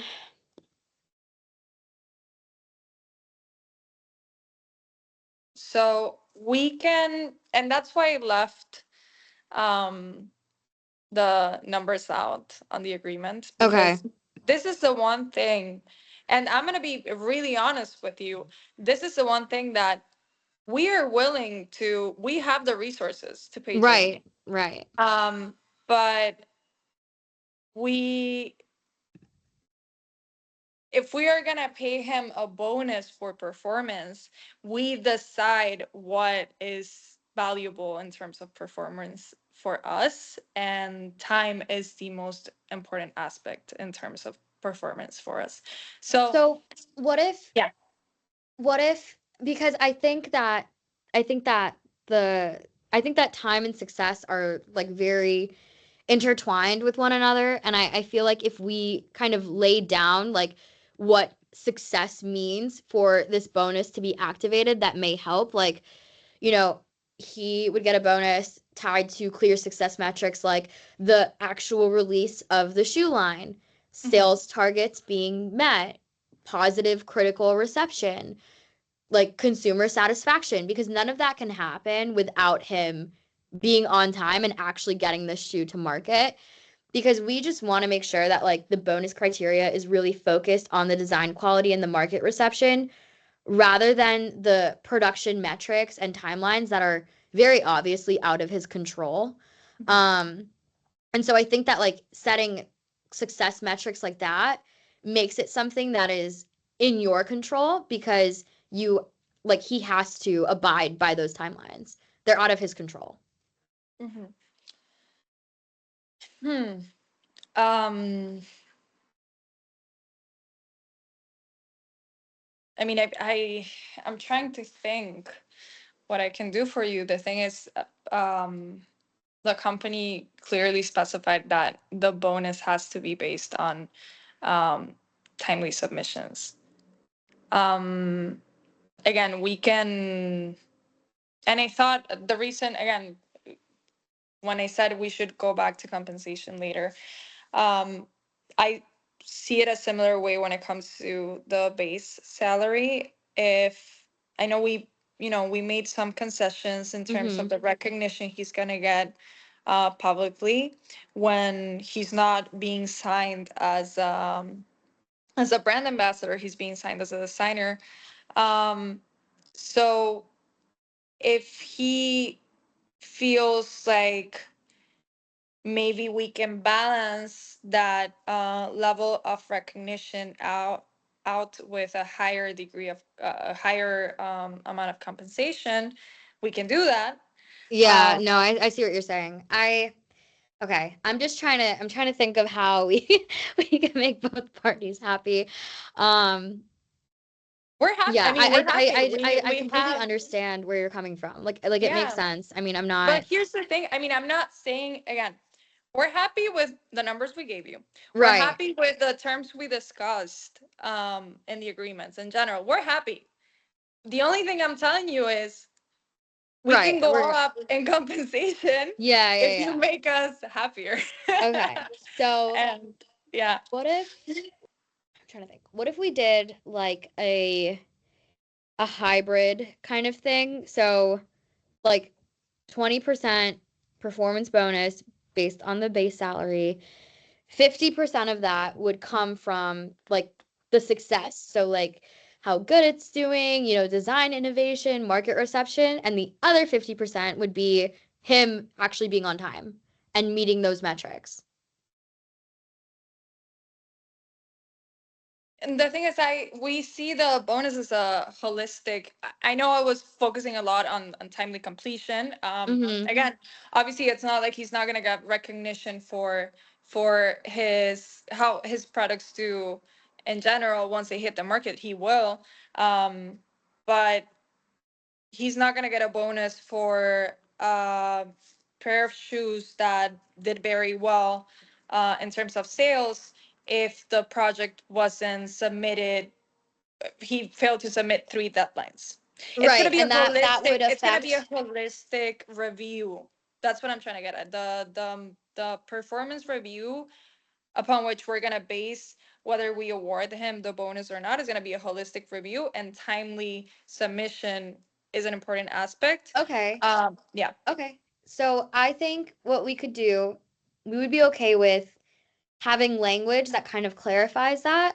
And if you don't like the 50-50 split, we can, create language around that where we can say that the bonus will be, tied to like how he acts and like, integrates in the company, the success of the shoes, and also like include that it would also reflect how he is with deadlines, how he is with providing, written notice if he's going to miss a deadline. Because if he's missing deadlines, but you guys are approving it and you guys are like, yeah, we love your ideas, it's okay, like we approve it. Yeah. We don't want that to penalize him because Yeah. he's No, willing to be I very understand. open. Yeah. So as Yeah. long as we have language that says that it's holistic and that, time is just one of the things that are tied to the bonus, I think that's okay.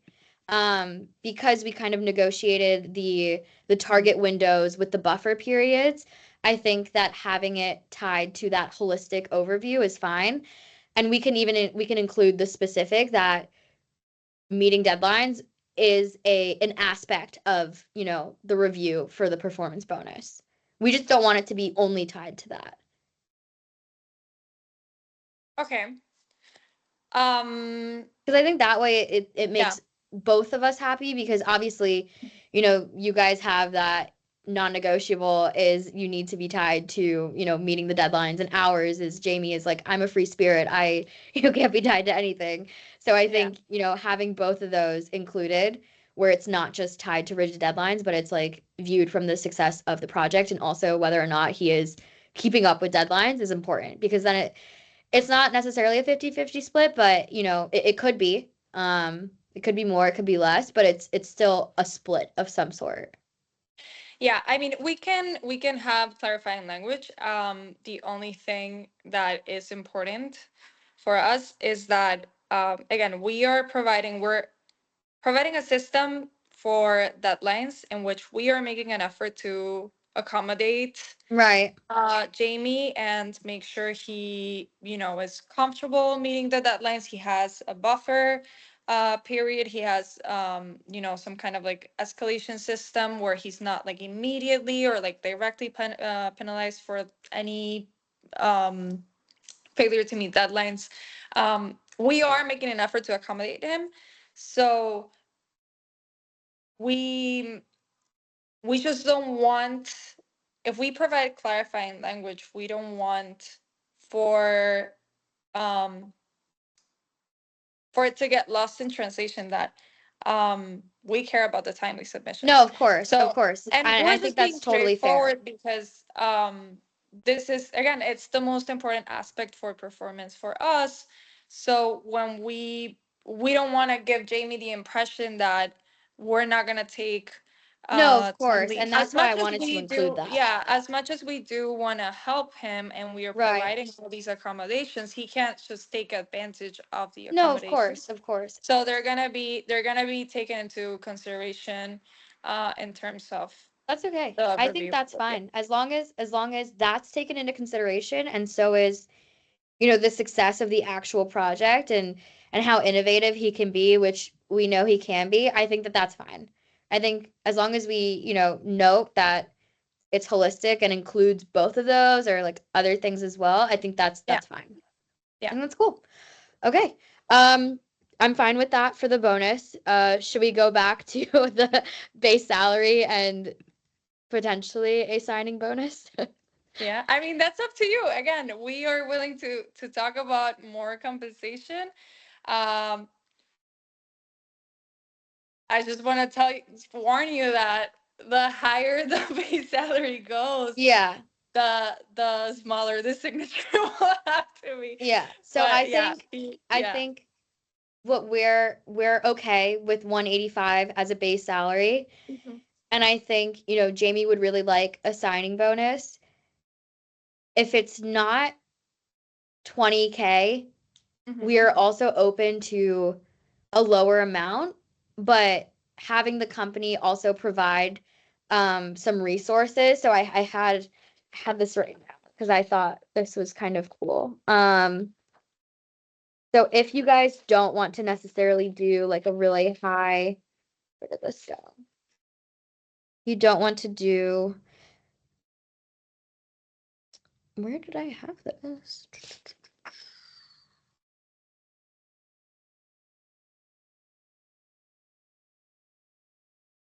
Yeah, okay. So if you guys didn't want to do a signing bonus, we thought that it would be really cool to do like a lower one. So if 20K is too much for you, we could go lower, but also have the company provide some resources to where Jamie has, the funding and the ability to learn, explore, like interact with new materials and technologies. So instead Mhm. of giving him 20K, it would be like 10K given to him in signing bonus and 10K held within the company for him to use to, you know, like engage. I don't know what designers do, but like look at materials or like learn how to build something and stuff like Yeah. that. Just like a research budget for him instead of giving him 20K through like a signing bonus. Yeah, I mean that sounds good, and it even sounds beneficial to us. I mean, Yeah. the more resources he has to create, the better it is for us. Um, we can. So you said we can do the how would you call that? I mean, collectively, like him having like access to technology and all these things. Like how, what would you call it? Like Like furthered accommodations? learning or like R&D funds or like innovation funds. Okay. Just because Okay. I could see why, from the eyes of you guys, like why give him 20 when you could give him 10 and then keep 10 within the company for something that's actually going to further the company, down the line with the product, Mhm. with the collaboration, with future development. Hmm. Um. Okay. Here's the thing. I don't see why we couldn't do that. Mm-hmm. There's one thing that I'm not 100% that we agreed upon, and I'm not 100% comfortable with. Okay. And it's because I feel like we talked about something, minimal, and then like different options of how we could do it, but um I'm not sure if the company's going to be 100% happy with that. And it's the signature. I know we talked about like a joint Mm-hmm. signature, like between like Serena and Jamie. So how about we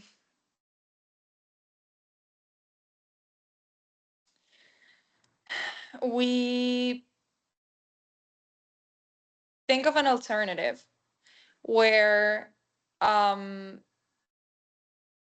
Jamie doesn't have like, I feel like it's still a bit too much of personal, element on the shoe, and that's what the company's not comfortable with a personal branding. Right. Um, I yeah. So I see we that. get. Why don't we think of an alternative where it's not so much of personal, like an element that reflects like Jamie's personal branding, and then we can go ahead and include the funding or even the signing bonus. Um, if we maybe nail down like an alternative for that. So for the yeah, because he obviously really wants, his name on the shoe. And I think the best way to give him what he wants and limit like how personal it is is like having just like a little tag like on the bottom part of the shoe. Here, wait, I will share my screen. Um, if we had like a little tag like right here, just about this big, that Mm-hmm. said Spark Sportswear with JL or J Lopez, whatever his sign off is, so that way the primary focus is that this is the collaboration with Sparks and Mm-hmm. they're with Jamie. Like the primary focus is on him and it's small. It'll be right here because I know him and I know that he's going to want something that's fat and right here. And obviously, you guys don't want that. So I feel like the best way to give him something is to keep it towards the Mm-hmm. bottom where it's, on the ground, in the gravel. Like it's not going to be really captured by marketing campaigns. Because when you think about it, when you look at a shoe, it's usually like one side of it and the top. So if you Mm-hmm. don't want that all over your marketing campaigns, you have the ability to kind of not include that. Would I Mm-hmm. necessarily go that route? No. I did some research and there is actually a lot of value to having like designers on the shoes and the products that they make because you have like your standard normal day-to-day shoes here, right? There's like, okay, decent brand perception, but like a low price premium because it's just a standard product.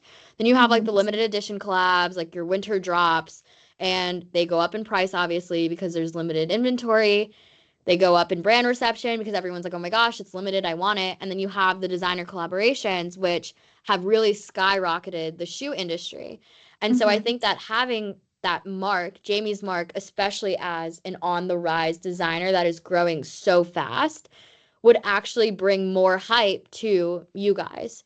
Um, as seen in previous collabs, but like just having the designer attribution, because at the end of the day I feel like as a society, specifically with the shoe industry, we've kind of seen people shift away from wanting something from a specific brand but wanting something from like an individual that A is creator. designing it. Mm-hmm. So, yeah, exactly. And I think that by having that personalization, like he has crazy social media followers, like you would get that social media engagement, you would get the media coverage to your discretion. But with that, you would always like you would get that price premium that you wouldn't get by not having him on there. Because who knows what he's going to go on to create. Like this is going to be another Virgil Abloh, Stella McCartney, like Fenty situation where there's something stamped with his name on it and now obviously it's out of stock, it's not being sold anymore, and the price point for that and the demand for that is going to rise, which in turn it's you guys are the Mhm. company pioneering it. It's going to go to you. And so I understand not wanting to have it plastered everywhere and not have this be the Jamie show. And so the best way to do that, I think, is to keep it like really limited and small and, have something that's like SS with JL, Sparks with Jamie, like really small down here because it won't take away from the focus of the shoe, nor will it take away from the focus of the collab. And it's like, it's classy enough to where it's noticeable, but it's not in your face. Mhm. Okay, so I mean, I understand, and like I told you, I mean, it's your exhibit is very persuasive, and I understand like all the benefits that might come with it, with having his personal brand on the shoe. The thing is, unfortunately, I'm not, I don't have the power to make marketing calls like that. And this is something that the company set on. So I'm So, thinking, yeah, what would you like suggest? so what I would suggest is have, we set the base salary at whatever Jamie wants. We include your signing bonus, and we have an initial 1 year period to evaluate whether we want to include his personal brand or not. And after that 1 year period, we we can't just, tell him no without any like type of reason. We have to actually conduct marketing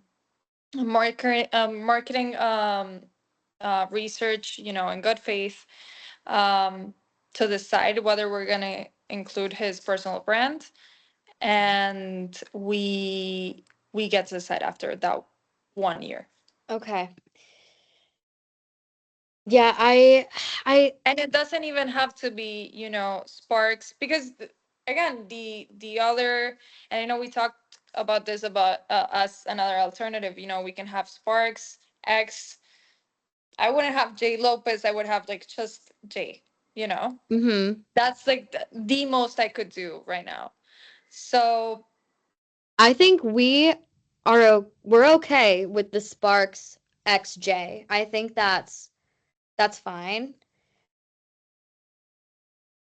We wouldn't want it after a year though. We would want it, you know, immediately. immediately. And so I think what we're prepared to do is like the bottom of the side of the sole, the inside of like the tongue of the shoe, like like when like for a sneaker, like you have that part where like you flip. I Yeah. don't even know how to describe a Yeah. shoe. No, I know exactly what Yeah, you like mean, the but tongue, yeah. this like the laces go Yeah. around. So it could be like on the inside of the tongue where like the person wearing it would look down and they could see it, but it may not be visible to everyone on the So outside. it's not. So you mean the inside where like usually like the size is? Yes, yes, Okay. exactly. Okay. Because that way that it's not on the outside, but if I look Yeah, down, it's I'm like, not this. "Oh, cool, I could see it." But cameras won't Mhm. pick it up. It's not like in your face obnoxious, but it's still on the shoe.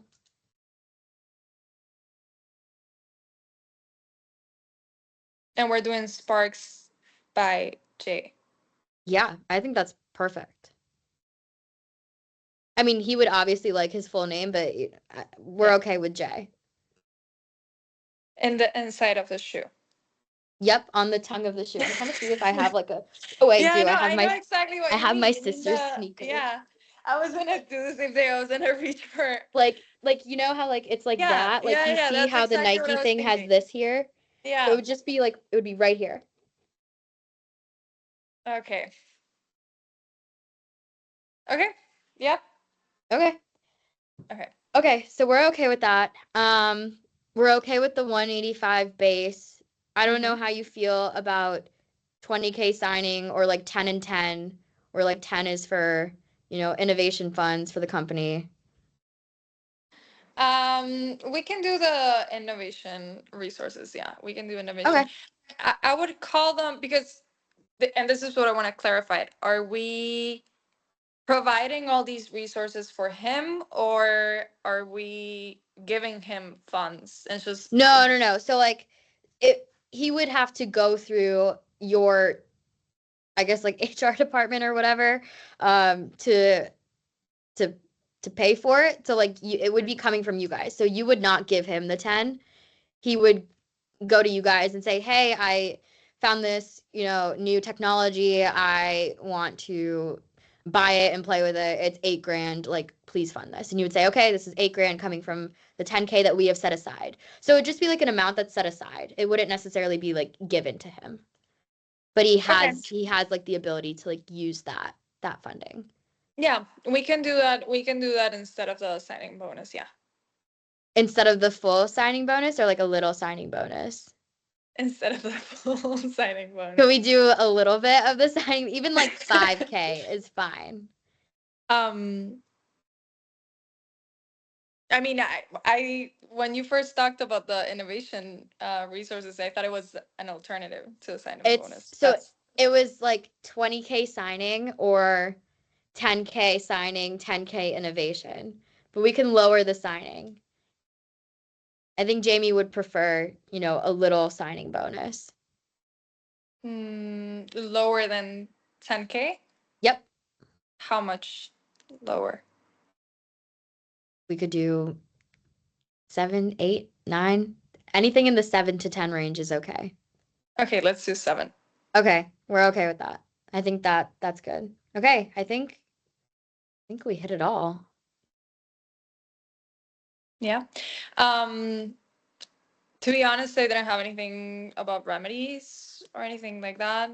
Um, I know you preferred mediation, so I added that because we don't I have a can problem with draft that. up Yeah. remedies if you want, but I don't think we're probably going to differ on that one much. Yeah, I just kept monetary remedies as primary, just because I know that's something my client has wanted in the past.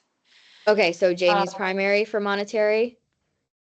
for either it's bilateral, both for both of us. It's the primary remedy is monetary damages. Oh, oh, And yes, yes, yeah, yes. That's our primary remedy too. Okay. I okay. was like, oh wait, did I send this to you? I was like, did I send you my notes? No, That's what no, we no, have no. as I well. mean, this has. I mean, it wasn't a request for this negotiation. It's just something that I know, Yeah, that's like what I they have have too. wanted in Okay, the that's past. perfect. So, yeah. Um, then for venue, we have the state of Georgia, just because we are the employer. Yeah, that's Um, fine. so, and we do have a waiver of jury trial. You do Just have want a to make waiver sure. of jury Yeah, trial. we Okay. do. Hmm. Is it a standard waiver? There's nothing Yeah, there's nothing nothing else? weird, just a standard, just to have, in the event of any litigations, just for it to be efficient, um, and cheaper for both of Okay. us. So So instead of flat out waiving jury trial rights, could we do like mandatory mediation first you have that. That's and then that's we already do have that. yeah, yeah, Okay. And then yeah, yeah. and then if mediation fails, then Yeah. we could If we go, so we okay. have mandatory mediation. If mediation fails, we have arbitration, and I mean Yeah, it's that's it's perfect. yeah. So the waiver of jury trial is only for litigation for which arbitration wouldn't apply Okay. because As long as yeah, it's mutual, as long as like the waiver is explicitly mutual, I think that's fine yeah, with yeah, us. yeah, yeah, the Okay. parties, yeah, it's Yeah. mutual. Yeah, No, and that's fine. for we have a mutually agreed upon location for arbitration. um I don't know if you want that for a mediation, but Yeah, I think we're okay with that. As long as we have the mandatory mediation, we're okay being flexible with where you guys want it. That's okay. yeah, yeah, we have mandatory mediation, arbitration, and then just the venue in case of litigation for which arbitration doesn't apply. Um, I think I think that's it. Yeah, I think that's it too. Okay, this was really good. If you want to send the agreement to me, like whenever, I know we have a good buffer of time before we have to send it to Weldon. We have until the 18th, but Yeah. if you want to send it to me, I'm gonna get a lot of work on it on Sunday, and then we can go Okay. back and forth until Tuesday. But this was good.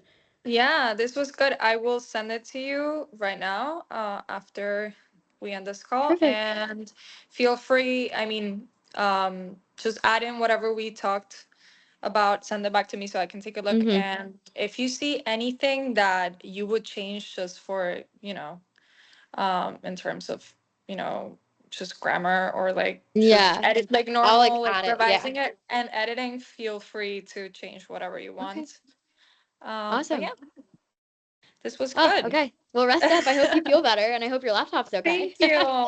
Thank you. And I'm sorry this took so long. Oh my gosh, no I worries thought at we all. were You're gonna. so fine. I told my sister, I was like, go get food. So she like went somewhere Oh, and got food, I'm so it's so okay. sorry. Are No, you no gonna have worries. It's dinner? okay. Thank you for being Or flexible. I honestly of really appreciate course, it. of course. But yeah, enjoy the rest of your trip and let me know if you can think of anything